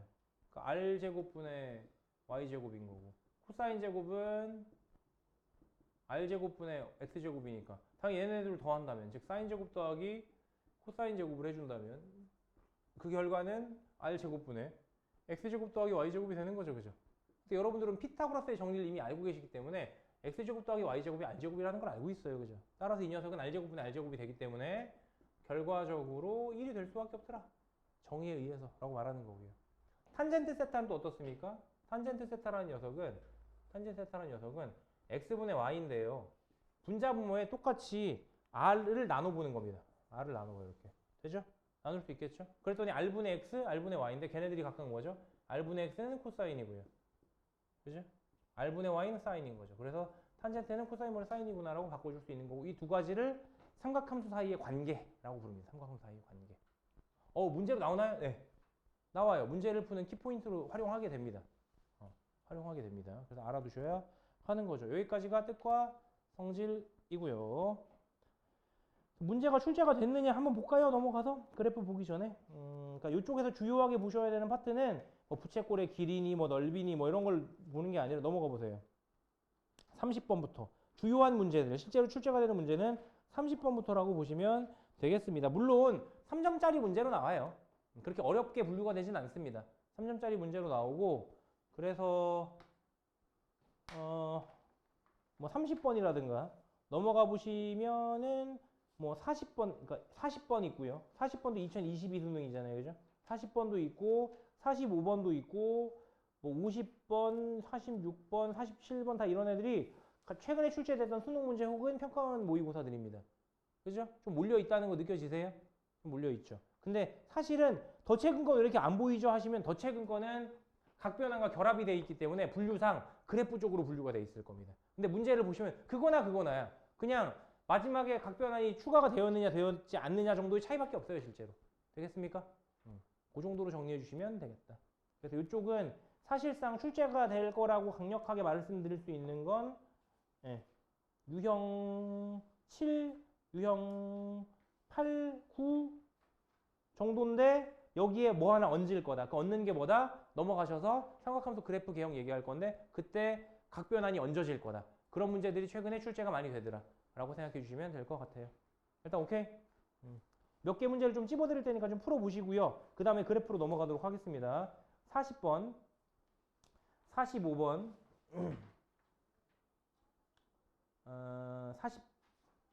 46번 이렇게 40번, 45번, 비슷한 50번, 40번, 45번, 50번 나름 문제들도 괜찮긴 한데 컨셉이 너무 겹치면 안 되니까 그 세 문제 먼저 풀어보세요.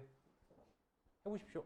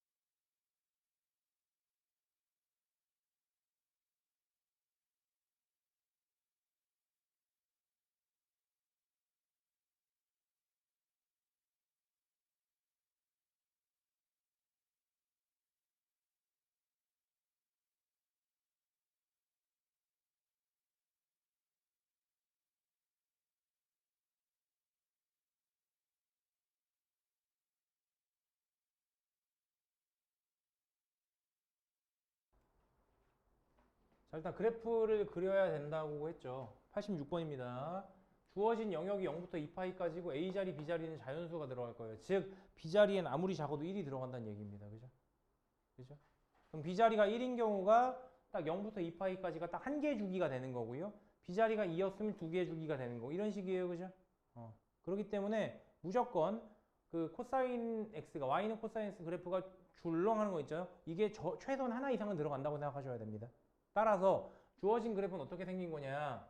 자, 요 녀석이 마이너스 1부터 1까지는 반드시 갈 수밖에 없는 상황이에요. 되겠죠?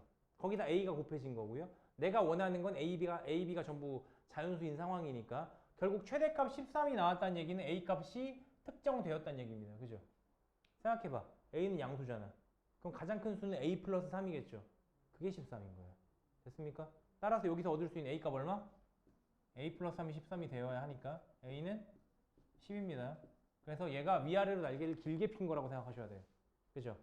중간에 축은 누굽니까? Y는 3입니다. 평행이동 했으니까요. Y축 방향으로 3만큼 평행이동 했기 때문에 실제로 Y는 3이 한 요 정도 된다고 치면 Y는 3이 요 정도 된다고 치면 얘는 0,13에서 마이너스 얼마냐 이거 마이너스 13 해주면 마이너스 10인가 그죠?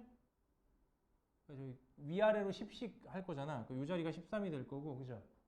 여기로 10만큼 내려 마이너스 7인가요? 마이너스 7이겠네 그죠? 마이너스 7 한 요 정도 돼가지고 위아래를 여기서 출렁하고 있는 겁니다. 이렇게 되겠죠? 이렇게 하고 있는 거. 이렇게 하고 있는 거. 됐어요? 이게 여러 개가 반복될 수도 있는 거고요. 이런 상황이라고 이해하시면 됩니다. 그럼 내가 원하는 상황은 뭐야? 어찌됐건 이게 여러 번 100번 반복하고 뭐 1000번 반복하고 어찌됐든 3분의 파이를 대입했을 때 딱 13이 돼줘야 되잖아. 이 자리가 3분의 13이 3분의 파이가 돼주면 되는 거 아닌가요? A 값은 구해놨고 3분의 파이 대입하시면 돼요. 끝이에요. 실제로 계산해 보시면 F 3분의 파이가 F의 3분의 파이가 10 코사인 3분의 B파이 더하기 3이고 이게 13일 거기 때문에 이 자리가 1이란 얘기거든요. 그죠? 그럼 생각해 봅시다. 코사인 3분의 B파이가 1이 될 거고 B는 자연수예요. 그런 상황에 B에 얼마 넣을 수 있죠? 넣어봐 툭툭툭 자연수잖아. 1 넣어봐 안 되지. 2 넣어봐 안 되지. 3 넣어봐 안 되지. 4 넣어봐 안 되지. 5 넣어봐 안 되지. 6 넣어봐 안 되지. 6 안 되나? 6 넣으면 되지 않나요? 그죠? 그러네요. 그럼 가장 작은 B는 얼마예요? 6이겠네요. 끝입니다. 그래프를 여러 개를 그릴 필요가 없는 문제예요. 자, 문제에서 물어보고 있는 건 A랑 더하기 B를 해달랬으니까 16이겠다. 끝. 이렇게 처리가 되는 겁니다. 이거 4점이야. 할만하지 않냐? 4점 치고. 넘어가 봅시다. 96번도 좀 풀어보자고 그랬죠? 96번도 한번 같이 볼게요. 96번 보시면 자연수 AB에 대해서입니다. 또 자연수 AB에 대해서 fx가 a sin bx 더하기 8-a라고 주어져 있고요. 다음 조건을 만족시킨 a 더하기 b의 값을 구하여라가 문제이고요. 그죠? 모든 실수 x에 대해서 가에서 fx가 0보다 크거나 같대요. 모든 실수 x에 대해서 그죠? x축보다 떠 있음 혹은 접했음 이 정도 말하는 거겠네요. 그죠? 나의 조건을 봤더니 0보다 크거나 같고 2파이보다 작을 때 fx는 0이 서로 다른 4개의 실근을 갖는다고 하고 있어요. 됐습니까? 4개의 실근을 갖는다는 건 y는 fx랑 x축 사이 교점이 몇 개? 4개다 라고 해석해 줄 수 있겠죠. 다시 이 말이 어떻게 해석이 된다고요? y는 fx와 y는 0, 즉 x축이죠. 얘들 사이에 교점의 개수가 4개라고요. 주어진 영역에서요. 됐습니까? 그런 문제라고 생각하시면 되겠습니다. 근데 앞서서 우리가 fx는 0보다 크거나 같다라고 했거든요. 그죠? 그래서 만약에 fx가 붕 떠 있으면 교점이 있을 리가 없잖아. 그러니까 접했다는 상황으로 이해하시면 되겠습니다. 이 말과 이 말을 동시에 만족하려면 y는 fx는 x축과 접해야 돼요.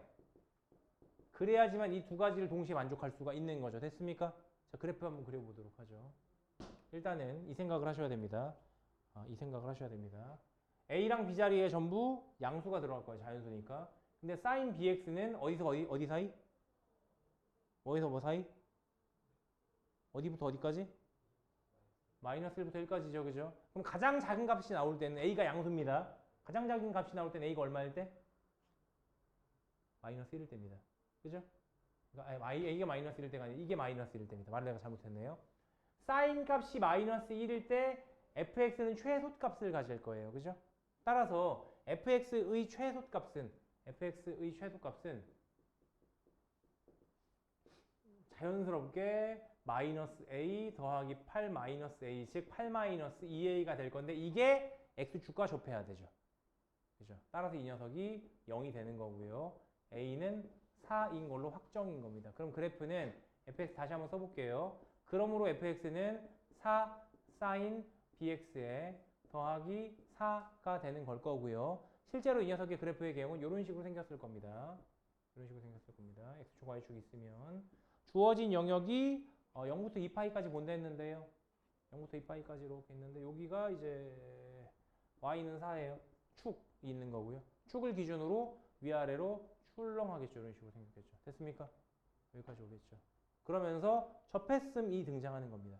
그래서 한 개 주기마다 접점이 하나씩 있는 거라고 생각해 주시면 될 것 같아요. 그죠? 또 추 올라가면서 한 번 또 접했겠죠. 그죠? 이렇게 해서 몇 번 접해야 돼? 4번 접해야 돼. 교점이 4개가 돼야 되니까. 이런 상황으로 이해하시면 되겠다. 됐죠? 됐죠? 됐죠? 그럼 이게 주기가 얼마여야 될까요? 무슨 얘기냐면 주어진 x값의 범위가 0부터 2파이까지인데요. 0부터 2파이까지 이 짓을 4번 해야 된다고요. 그죠? 이 짓을 4번 해야 돼요. 그 말인즉슨 이 녀석의 주기는 얼마가 돼야 될까요? 이 짓을 4번 해야 된다니까. 그럼 생각해봐. 이 녀석의 주기가 만약에 파이야. 그러면 2번밖에 못 하잖아요. 그러니까 이 녀석의 주기가 얼마가 돼야 돼요? 빨리! 얼마 돼야 돼요? 얼마? 그렇죠. 2분의 파이가 돼야 되죠. 주기가 2분의 파이가 되려면 b가 얼마입니까? 얼마예요? b는? 아닌데 b 얼마예요? 주기가 2분의 파이야? b 얼마입니까? 아까 했잖아. 얼마? 빙고 4입니다. 4가 돼야죠. 됐어요? b는 4입니다. 4가 돼야지 4분의 2파이지. 그러니까 2분의 파이가 딱 되는 거지. 괜찮아요? 끝났죠. a랑 b는 각각 4 더하면 8 이렇게 되겠습니다. 괜찮죠? 어쨌든 이런 그래프 관련된 문제들이 반드시 하나가 출제가 된다고 생각하셨으면 좋겠고, 지금 요 문제는 3점짜리긴 한데요. 3점 치고는 조금 난이도가 있죠. 3점 치고는. 그죠? 그래서 기본적으로 4점 문제를 대비하셨으면 좋겠습니다. 그래프 문제는. 되겠어요? 앞에서 봤던 문제가 작년 수능 문제, 방금 봤던 문제가 작년 6평 문제인데요. 6평이니까 내 생각에 3점으로 된 것 같아요. 수능이면 다시 4점으로 돌아가지 않을까라고 지금은 생각하고 있습니다. 나중에 나오는 것도 봐야 되겠지만. 어쨌든 여기까지 했으면 그래프까지는 끝난 거고요. 남아있는 짜잘짜잘이들을 좀 끝내고 마무리를 좀 해보도록 할게요. 짜잘짜잘이라고 했지만 안 중요하지 않습니다. 무지하게 중요한 것 중에 하나가 있는데 그것이 바로 각변환입니다. 책에서는 뭐 무슨 성질 뭐 이렇게 부를 수도 있고요. 뭐 그래프의 이해라고 말하기도 하는데 좀 직접적인 용어를 쓰는 건 난 좋아해서 각변환이라고 부를 겁니다. 각변환. 일단 각변환의 종류가 뭐가 있는지를 좀 보여드릴게요. 각변환의 종류에는요. 일단 2파이 플러스 세타를 하는 게 있습니다. 얘는 근데 같은 동경을 갖죠. 한 바퀴 돌려니까. 그죠? 그래서 사인, 코사인, 탄젠트가 변하지 않아요. 그러니까 사실상 얘는 없는 셈 치겠습니다. 있는 건데 맥락상에 원래 있는 건데 그냥 없는 셈 칠게요. 2파이 더해봐 했을 때 여러분들이 전혀 고민하지 않잖아. 그럼 딱히 고민할 필요, 공부를 다시 할 필요는 없죠. 고민스러운 애들을 봐야 되니까. 그 다음에 뭐가 있냐면 마이너스 세타가 있고요. 그 다음에 파이 플러스 세타가 있고요. 파이 마이너스 세타가 있습니다. 요 세 가지를 따로 좀 공부하셔야 되고요. 요거 말고 또 각변환이 뭐가 있냐면 2분의 파이에서 세타를 더하는 게 있고요. 2분의 파이에서 세타를 빼는 게 있습니다. 통상 교과서에서는 요 정도만 딱 등장을 하고요. 응용 문제에서 2분의 3파이 플러스 세타와 2분의 3파이 마이너스 세타가 등장을 하죠. 이 녀석에 대한 사인, 코사인, 탄젠트 값들을 구해라가 문제입니다. 그래서 보통은 따로 문제를 요거를 푸는 방법을 제시하지는 않아요. 제시하지는 않고 자 봐봐 이러면서 실제로 다 하나씩 하나씩 일일이 푸는 모습들을 보여주죠. 아니면 외워를 하든가요. 근데 나는 이걸 못 외웁니다. 나는 여전히 이걸 못 외우기 때문에 이걸 그냥 푸는 방법을 설명드릴 거예요. 참고로 푸는 방법이 됐지 원리라고 말 안 했습니다. 원리는 그래프의 대칭성으로 설명합니다. 네, 스킵할게요. 오케이? 스킵하고요. 실전적으로 이 녀석을 어떻게 대응하는지를 설명드리겠습니다. 딱 스텝 1, 2가 있는데요. 따라와 보시면 됩니다. 일단 위에 녀석이 있고요. 밑에 녀석이 있고요. 내가 갈라놨죠. 내가 위에 녀석들을 부르는 이름이 있습니다. 난 이렇게 생긴 애들을요. 이렇게 변환하는 애들을요. 그러니까 마이너스 세타를 하는 것도 결국 x축 대칭시키는 거잖아. 세타가 이렇게 있어. 그치? x축 이렇게 있고 세타가 이렇게 있는데 이렇게 세타가 있는 걸 x축에 대칭시키면 마이너스 세타가 되는 거거든요. 그죠? 이해가세요? 이런 거예요. 그리고 뭐 파이를 더하고 파이에 세타를 빼고 이러잖아요. 그래서 요 위에 있는 애들을 나는 파이 단위라고 부를 겁니다. 파이 단위로 각을 변환시킬 거야 라고 할 겁니다. 쌤, 세타는 마이너스 세타는 파이에서 더하고 빼는 거 아닌데 아니긴 한데 따지고 보면 2파이에서 세타 빼는 거랑 똑같잖아. 그런 식으로 생각할게요. 오케이? 그래서 위에 있는 건 최소한 반바퀴를 기준으로 각을 변환시킬 겁니다. 그죠? 얘는요. 4분의 1을 기준으로 변환시킬 거예요. 그래서 요거는 내가 2분의 파이 단위로 변환시킨다라고 부를 거예요. 일단 내가 이렇게 명칭을 쓸 겁니다. 아시겠죠? 왜냐면 얘네들의 대응 방식이 달라서. 자, 스텝 1부터 보겠습니다. 뭐부터 해줘야 되느냐? 스텝 1. 일단 파이 단위와 2분의 파이 단위를 구별하셔야 돼요. 파이 단위인 애들은요. 사인과 코사인이 변하지 않아요. 그대로 유지가 되고요. 그죠? 2분의 파이 단위로 바뀌는 애들은요. 전부 다 사인과 코사인이 변환됩니다. 얘네끼리 바뀌어요. 그리고 탄젠트 같은 경우는 그래서 역수가 돼요. 코사인분의 사인이다 보니까. 탄젠트는 탄젠트분의 1이 됩니다. 얘는 탄젠트도 그대로 유지가 돼요. 그대로 유지가 됩니다. 그래서 일단 부호 신경 쓰지 마시고 사인, 코사인이 유지가 되는지 바뀌는지에 먼저 주목을 합니다. 됐죠? 자, 스텝 2입니다. 당연히 이 다음에 뭐 보셔야 되냐면 부호를 보셔야 되는데 부호를 이렇게 생각합니다. 일단 주어진 각 세타를 문제에서 어떤 조건을 주든 말든 주어진 각 세타를 예각 취급합니다. 예각이 아니라고 줘두라도 예각으로 취급을 해요. 왜냐하면 그래야 여러분들이 계산하기 편해요. 사실은 세타가 예각이든 둔각이든 뭐 파이를 넘어가는 각이든 뭐 세 바퀴를 돌린 각이든 간에 전부 적용 가능한 건데 우리는 문제를 빨리 풀기 위한 방법을 말씀드린다고 그랬죠. 그죠? 그러면 예각으로 생각하는 게 다 되는 거니까 그중에 다루기 가장 편한 예각으로 생각하는 게 좀 편리하다라는 취지예요. 됐어요? 그래 놓고 요 세타를 예각 취급한 이후에 변환된 각 있죠. 변환된 각.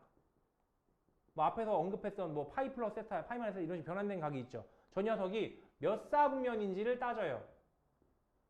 정확하게 쓸게요. 제 몇 사분면인지를 파악합니다. 제 몇 사분면인지를 파악해요. 그리고 이 녀석은 바로 얼싸안고 아시죠? 얼싸탄코. 요걸로 부호를 판단합니다. 그럼 끝이에요. 1, 2 스텝으로 끝나요. 예시를 들어 드릴게요. 예를 들어 이런 문제가 있습니다. 예를 들어 볼게요. 사인에 파이 플러스 세타라는 게 있다고 쳐요. 자, 각변환 합시다. 자, 일단 파이 단위이기 때문에 일단 난 사인 세타 써놓고 시작해요. 그리고 은근히 앞에를 한 반칸 정도 비워놓습니다. 마이너스를 쓸 수도 있고 안 쓸 수도 있거든요. 난 일단 이렇게 해요. 1단계. 됐죠? 2단계는요. 세타를 뭐 취급한다고? 예각 취급한다고. 그지? 예각 취급했으면 1사분면의 각으로 이렇게 있는 겁니다. 각이. 그죠? 자, 여기서 파이 더해봐. 파이 더하면 몇 사분면이죠? 3사분면이죠. 이해가세요? 여기서 180도 더하라고. 3사분면이죠. 3사분면에서 사인은 양수, 음수. 음수니까 마이너스 알았어요. 끝. 이렇게 합니다. 그래서 속달 대시면 5초 컷입니다. 이렇게 해버릇 하시면. 그래서 따로 외우지 않아요. 전 외우는 게 편한데요. 외우세요, 그러면. 편한 방법으로 하시면 되는 겁니다. 편한 방법으로 하시면 되는데 늘 보니까 우리가 사실 수원을 좀 오랜만에 보는 거잖아요. 그죠? 그럼 해봐 이러면 다 뭐더라? 이런 경우들이 너무 많더라고요. 그래서 이거를 외우는 걸 내가 추천드리진 않아요. 만약 여러분들이 나 외우는 게 더 편한데요? 하시면 외워도 돼요. 일일이 건건히 외우시면 됩니다. 근데 나는 외우는 거를 지금 다시 한 번 했다 치더라도 여러분들 아마 반년 정도 지나면 또 까먹을 거라고 난 생각을 해서 외우는 것보다는 일반적인 방식을 설명드린 거예요. 일반적인 풀이 방식을. 하나 더 볼까요? 이번에는 이런 거 봅시다. 탄젠트입니다. 탄젠트 2분의 3파이 더하기 세타가 있다고 쳐요. 좀 나름 복잡하게 만들려고 만들었어요. 됐습니까? 일단은 2분의 파이 단위죠. 됐습니까? 그럼 탄젠트는 뭐 한다고요? 역수 취급한다고요. 그래서 일단 탄젠트 세타분의 1이라고 쓸 거고 앞에 교묘하게 은근히 비워놨죠. 뭔가 마이너스를 써도 되고 안 써도 될 것 같은 느낌을 살짝 주게, 그죠? 얌생이처럼 이렇게 했습니다. 자, 그 다음 이 생각을 하는 겁니다. 세타는 1, 4분면의 각이에요. 그러니까 예각이에요. 됐죠? 예각이 얼마를 더합니까? 2분의 3파이를 더할 거예요. 즉, 반바퀴 돌리고요. 4분의 1바퀴 더 돌릴 겁니다. 몇 4분면이죠? 이게 직관적으로 이해가 가셔야 돼요. 4, 4분면이죠? 4, 4분면에서 탄젠트는 양수예요, 음수예요? 음수죠? 마이너스 다는 겁니다. 끝이에요. 이런 식으로 한다고요. 숙달 되면 진짜 빨라지겠죠? 추천드립니다. 이런 방식으로 접근하는 거. 뭐 어디서 이렇게 누군가 정리했을 수도 있는데 개인적으로 나는 내 스스로 좀 정리를 한 거예요. 이거는 어떻게 하면 단순화시킬까, 어떻게 하면 빨리 풀 수 있을까 연구를 하다 보니까 내 결론은 요겁니다. 내 결론은 요거예요. 나름 내 컨텐츠예요. 물론 근데 이 정도는 아무나 할 수 있겠지. 뭐 나보다 훨씬 뛰어나신 분들 많으니까 다 이렇게 하시는 분들 있을 건데 어쨌든 내 나름대로 정돈을 한 겁니다. 또 볼까요? 다른 것들도 한번 보자. 뭐 코사인도 있어요. 코사인도 뭐 이럴 수 있잖아요. 2분의 파이 마이너스 세타 이런 거 있을 수 있잖아요. 그죠? 됐어요? 2분의 파이 단위죠? 고민하지 마세요. 사인으로 바꿉니다. 교묘하게 살짝 냅두겨도 냅두고요. 그죠? 자, 2분의 파이가 이만큼이죠. 이만큼이죠. 90도죠. 세타 빼세요. 세타는 예각으로 취급한댔죠? 여기죠. 몇 사분면이에요? 1사분면이죠. 따라서 그대로 가시면 됩니다. 플러스예요. 이런 식으로 해요. 참고로 그래서 2분의 파이 마이너스를 내가 되게 좋아합니다. 2분의 파이 마이너스 세타는 다 1사분면의 각이에요. 그죠? 따라서 부호가 안 생겨요. 다 플러스로 갑니다. 그대로 갑니다. 그래서 사인이건 코사인이건 탄젠트건 간에 바뀌기만 하고 부호가 안 바뀌는 대표적인 예시가 2분의 파이 마이너스 세타인 경우입니다.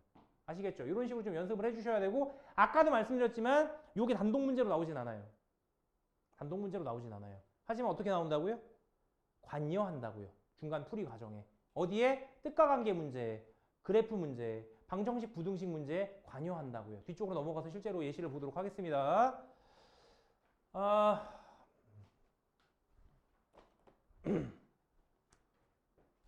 아유, 목 아파. 그래프를 후루룩 넘어가 보시면 우리 책 기준으로는 112번입니다. 152페이지의 자이스토리 152페이지의 112번부터 보시면 삼각함수 성질이라고 이름 붙은 애가 얘네들이에요. 참고로 얘는 삼각함수 성질이라고 하는데 어떤 책에서는 삼각함수 그래프의 이해 뭐 이런 식으로 막 이름이 막 제각각인 경우들이 있어서 난 그냥 각변환이라고 부릅니다. 얘를 그냥 각변환이라고 불러요. 자, 보시면 어때요? 일단은 출제율이 상당히 높은 거 보이십니까? 오른쪽에 빨간 거 되게 많이 보이죠? 114번, 115번, 117번, 120번, 121번 다 작년, 재작년, 재재작년에 나왔던 수능 문제나 평가원 모의고사 문제들입니다. 그죠? 출제율 상당히 높죠? 나온다고 보시면 됩니다. 그냥. 그런데 이거 그냥 각변환 문제 아닌가요가 아니라 각변환을 하고 앞에서 쓴 삼각함수 사이의 관계까지 이용하셔야 문제가 풀립니다. 되겠어요? 작년 거 하나만 같이 볼까요? 예를 들어 114번을 본다고 치자. 114번을 한번 같이 볼게요. 그냥 같이 풀게요. 그냥 안 어려운 거라.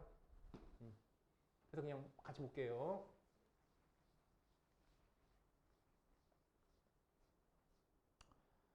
자, 2에 114번 한번 같이 보도록 합시다. 코사인의 2분의 파이 플러스 세타는 마이너스 5분의 1이고요. 문제에서는 1 마이너스 코사인 제곱분의 사인을 구하라는 문제예요. 됐죠? 개 쉽습니다. 이거 엄청 쉬운 문제예요. 엄청 쉬운 문제예요. 자, 일단은 각변환부터 하셔야 되겠죠. 자, 여러분들 눈에 일단 파이 단위야, 2분의 파이 단위야. 2분의 파이 단위죠, 그죠? 그죠? 4분의 2원씩 움직이죠. 그러니까 일단 뭐로 바꾼다? 아이 몰라 사인. 일단 아이 몰라. 일단 써버립니다. 그죠? 써버리시고 2분의 파이에서 세타만큼 같단 말이야. 그지? 그러면 코사인은 양수예요, 음수예요? 양수예요, 음수예요? 2, 4분면이잖아. 음수죠? 마이너스 달아주셔야 돼요. 그래야 등호가 성립합니다. 됐어요? 이렇게 하는 겁니다. 요거 헷갈릴 수 있겠다.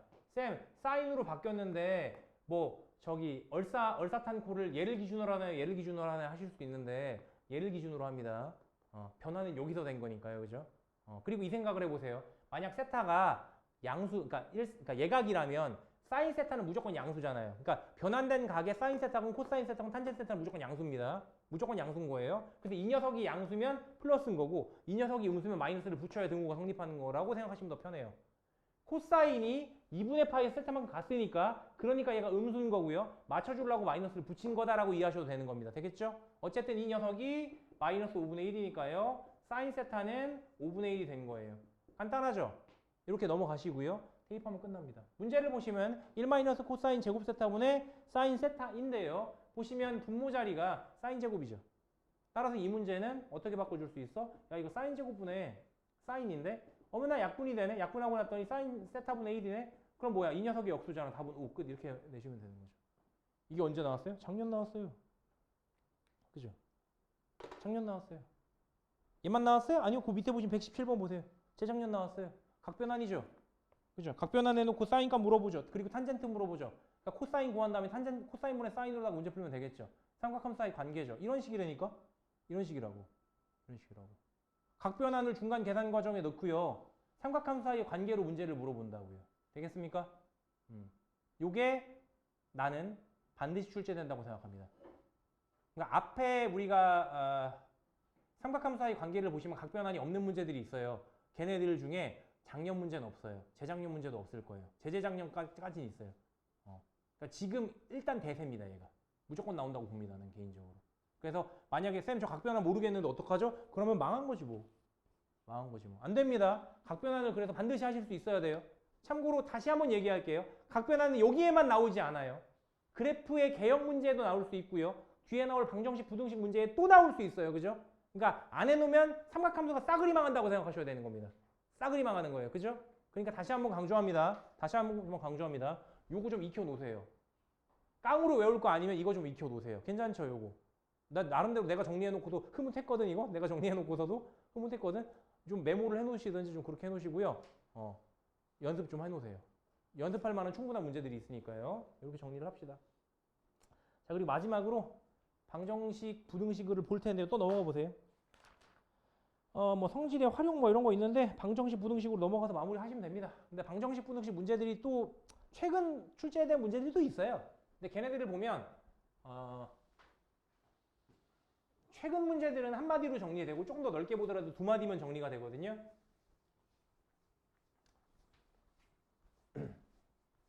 뭐 부등식도 비슷하긴 한데 그냥 방정식 문제는 보통 이런 꼴을 갖고 있어요. 방정식 문제는 삼각함수 사인 코사인 같은 게 있고 걔가 얼마야. 정리하다 보면 그렇게 나와 결국은.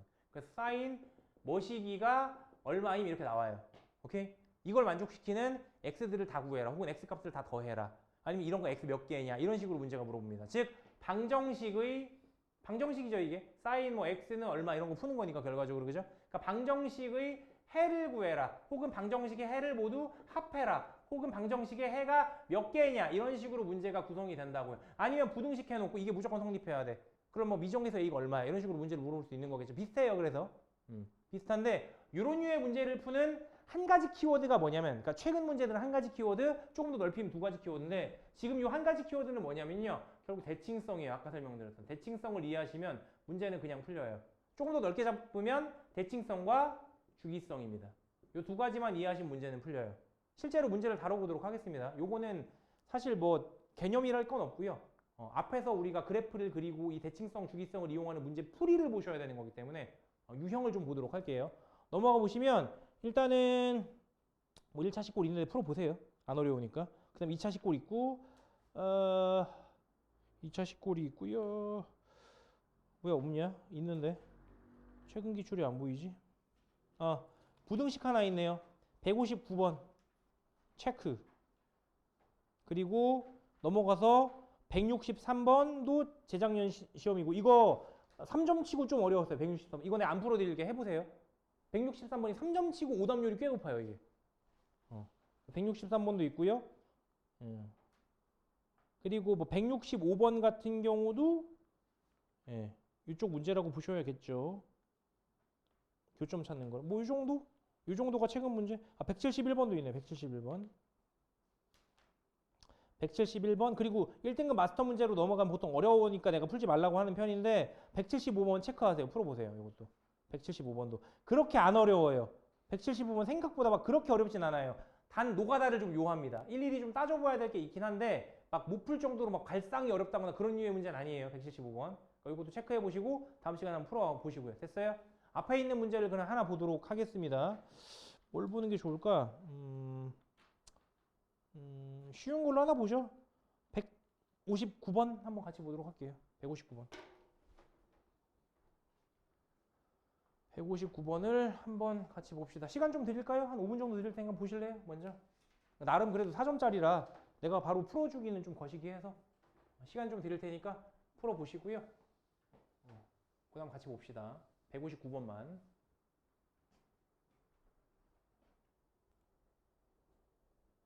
자, 같이 보고 이제 마무리합시다. 자, 일단은 아까 말씀드렸다시피 각변환을 고려한 문제라는 걸 좀 생각을 하자. 문제에서 주어진 이 부등식이 사실 엄청 불편한 거다. 두 가지 이유에서 불편한데요. 첫 번째는 그냥 특수각이 아니잖아요. 이게 일단 불편하죠. 첫 번째로 그게 불편하고, 그마저도 만약에 이 녀석이 코사인이었으면 편하죠. 그나마 좀 대응을 할 수 있는데 코사인이 아니라는 것도 불편하죠. 이렇게 두 가지 점이 좀 불편합니다. 그래서 일단 특수각이 아니기 때문에 그건 우리가 해결할 수 있는 방법은 없는 거고, 그럼 이제 두 번째 코사인 값으로 바꾸면 되겠네라고 생각을 하셔야 되는 겁니다. 그래서 각변환을 고려하셔야 한다. 되겠습니까? 그래서 코사인 값으로 바꾼다면 실제로 이 녀석은 코사인 얼마? 14분의 7 빼기 2니까 14분의 5파이가 될 거예요. 됐습니까? 이렇게 바꿔놓으면 사인 7분의 파이나 코사인 14분의 5파이가 같다 해서부터 문제를 풀면 좀 쉬워질 겁니다. 됐죠? 이 다음에 뭐 합니까? 그래프 그려야죠. 그래프 그려야죠.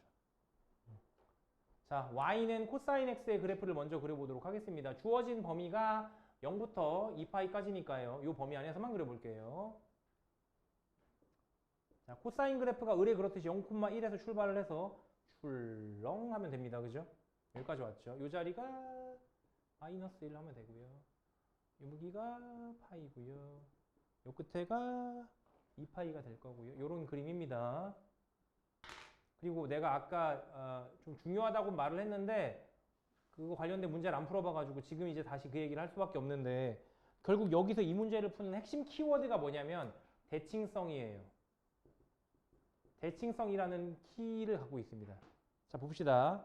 y는 코사인 x가요. y는 코사인 x가요. 누구보다? y는 14분의 5파이보다 작거나 같은 겁니다. 그 말인즉슨 y는 코사인 x가 y는 코사인 14분의 5파이라고 하는 얘는 상수죠. 그죠? 이 상수보다 같거나 아래쪽에 있다는 거예요. 그죠? 그럼 우리가 이 위에 y는 14분의 5파이를 그리시면 되는 겁니다.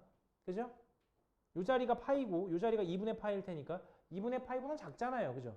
그러니까 14분의 5파이쯤 되면 이 정도 될 거예요. 됐어요? 대략적으로.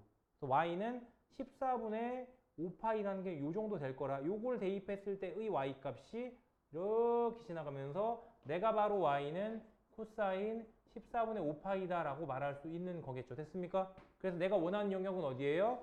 얘보다 얘가 아래쪽에 있거나 같은 영역이니까 여기부터 여기 교점 하나 또 생기네요. 그죠? 이렇게 생겨서 이 아래쪽 영역을 물어보는 게 되는 거겠죠. 그럼 뭘 알아야 돼? 얘도 알아야 되죠. 그죠? 요걸 구할 때 어떻게 구하느냐? 앞서 말씀드린 대칭성을 이용해서 구하는 겁니다.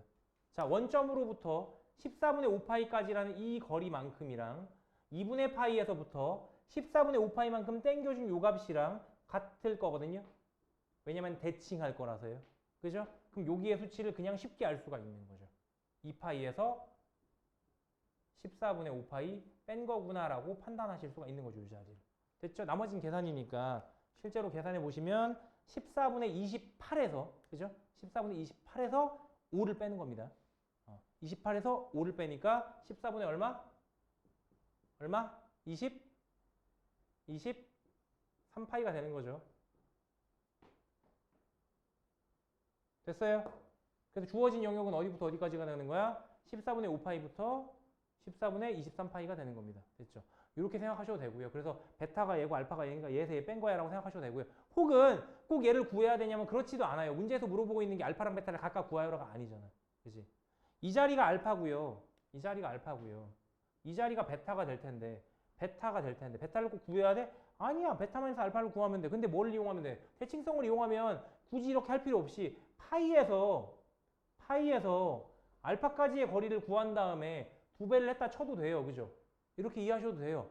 굳이 구하지 않고요. 베타 마이너스 알파라는 녀석은 파이에서 알파를 뺀 녀석의 2배일 거라고 생각을 해주셔도 돼요. 풀이 방법은 무궁무진하다고 이런 식으로. 그죠? 실제로 파이에서 14분의 5파이를 빼주시면 14분의 14파이인 거니까 14분의 9파이가 될 거고요. 거기다 곱하기 2 했다고 해도 되는 거죠. 답은 당연히 똑같을 거고 얘에서 얘 빼나. 여기 2배를 하나. 그죠? 그래서 이런저런 방식으로 계산을 하시면 되는 겁니다. 중간 계산 과정에 뭐가 등장해요? 그래프 개형 등장해요. 아까 말씀드렸지만 복잡한 그래프는 잘 안 나와요. 잘 안 나와 수준이 아니라 거의 안 나와요. 끽해봐야 뭐 2 사인 x, 2 코사인 이 정도입니다. 끽해봐야. 주기에다가 뭐 2배를 하거나 2분의 1 정도 곱한 정도 수준이고요. 대체로 아주 기본적인 y는 코사인 x, y는 사인 x를 그려놓고 그 위에다가 직선이 지금처럼 이게 그어지면서 교점을 구해라. 교점 x좌표를 구해라. 교점 x좌표를 다 더해라. 교점 x좌표 몇 개냐. 이런 식으로 문제를 물어보거나 지금 부등식 문제처럼 이 범위가 어떻게 잡히니? 라는 등의 문제가 나올 수 있는 겁니다. 되겠죠? 문제 풀이 과정이 뭐가 관여된다고요? 각변환이 관여된다는 거 꼭 인지해 주시고요. 그냥 문제가 안 풀려 어떡하라는 거야 하실 수 있는데 요거 생각해 주시면 풀리는 경우들이 있습니다. 지금 얘처럼. 다시 한번 얘기할게요. 각변환이 지금은 그냥 주류예요. 주류예요. 각변환을 모르면 문제는 안 풀리는 거예요. 됐죠?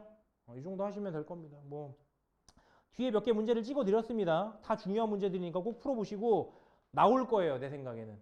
나와요.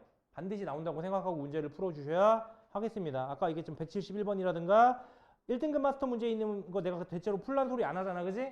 근데 175번이라든가는 꼭 풀어보시고 오케이? 풀어보시고 안 되면 질문하셔야 돼요. 안 되면 질문하셔야 돼요. 왜냐면 얘네가들이 대세야. 알긴 알아야지. 그지? 알긴 알아야지. 그렇게 생각해 주셨으면 좋겠습니다. 네, 이렇게 하면 끝났고요. 다음 시간까지는 삼각함수를 끝내주시면 되겠습니다. 자, 뭐 나온다고 그랬어요? 3개예요. 3개 중에 2개 나오는 거예요. 뭐? 뜻과 관계 3점짜리. 뭐가 관여한다? 각변환이 관여한다. 두 번째 뭐? 그래프 개형 문제. 얘랑은 또 달라요. 그죠? 좀 더 복잡한 그래프를 원했습니다. y는 a sin bx 플러스 c 더하기 d 막 이런 거 그려야 돼요. 그죠? 그래프 문제. 걔는 대체로 4점짜리로 공부하라고 말씀드렸고요. 마지막으로 방정식, 부등식 이렇게 3가지입니다. 여기도 각변환이 관여해요. 그렇게 3가지가 있다. 그렇게 생각하시면 되고 뭐 다음 시간에 합시다. 나머지 얘기들은. 오늘 여기까지 할게요. 수고 많으셨고요. 다음 시간 오실 때 문제 잘 풀어 오시고 자, 2가지 당부의 말씀. 책 좀 가지고 오시고요. 그리고 너무 늦게 좀 오지 마세요. 왜냐면 내가 맨 처음에 뭐부터 해? 질문부터 받잖아. 그지? 사실 이게 되게 중요해요. 질문을 받는다는 게 되게 중요한데 내가 나름 걸러줄 수도 있잖아. 중요한 문제면 꼭 풀어야 되니까 볼 거고 이거는 뭐 어떤 문제인데 하고 내가 좀 니네가 풀어온 문제에 대해서 내가 리뷰를 해줄 수 있단 말이야. 근데 너무 늦게 오면 내가 질문을 못 받잖아. 너네한테. 그지? 그러니까 질문을 받아야 되니까 책 챙겨 오시고 질문을 받아야 되니까 제 시간에 와주세요. 아시겠죠? 부탁드립니다. 오케이? 오늘 여기까지 할게요. 고생 많으셨어요.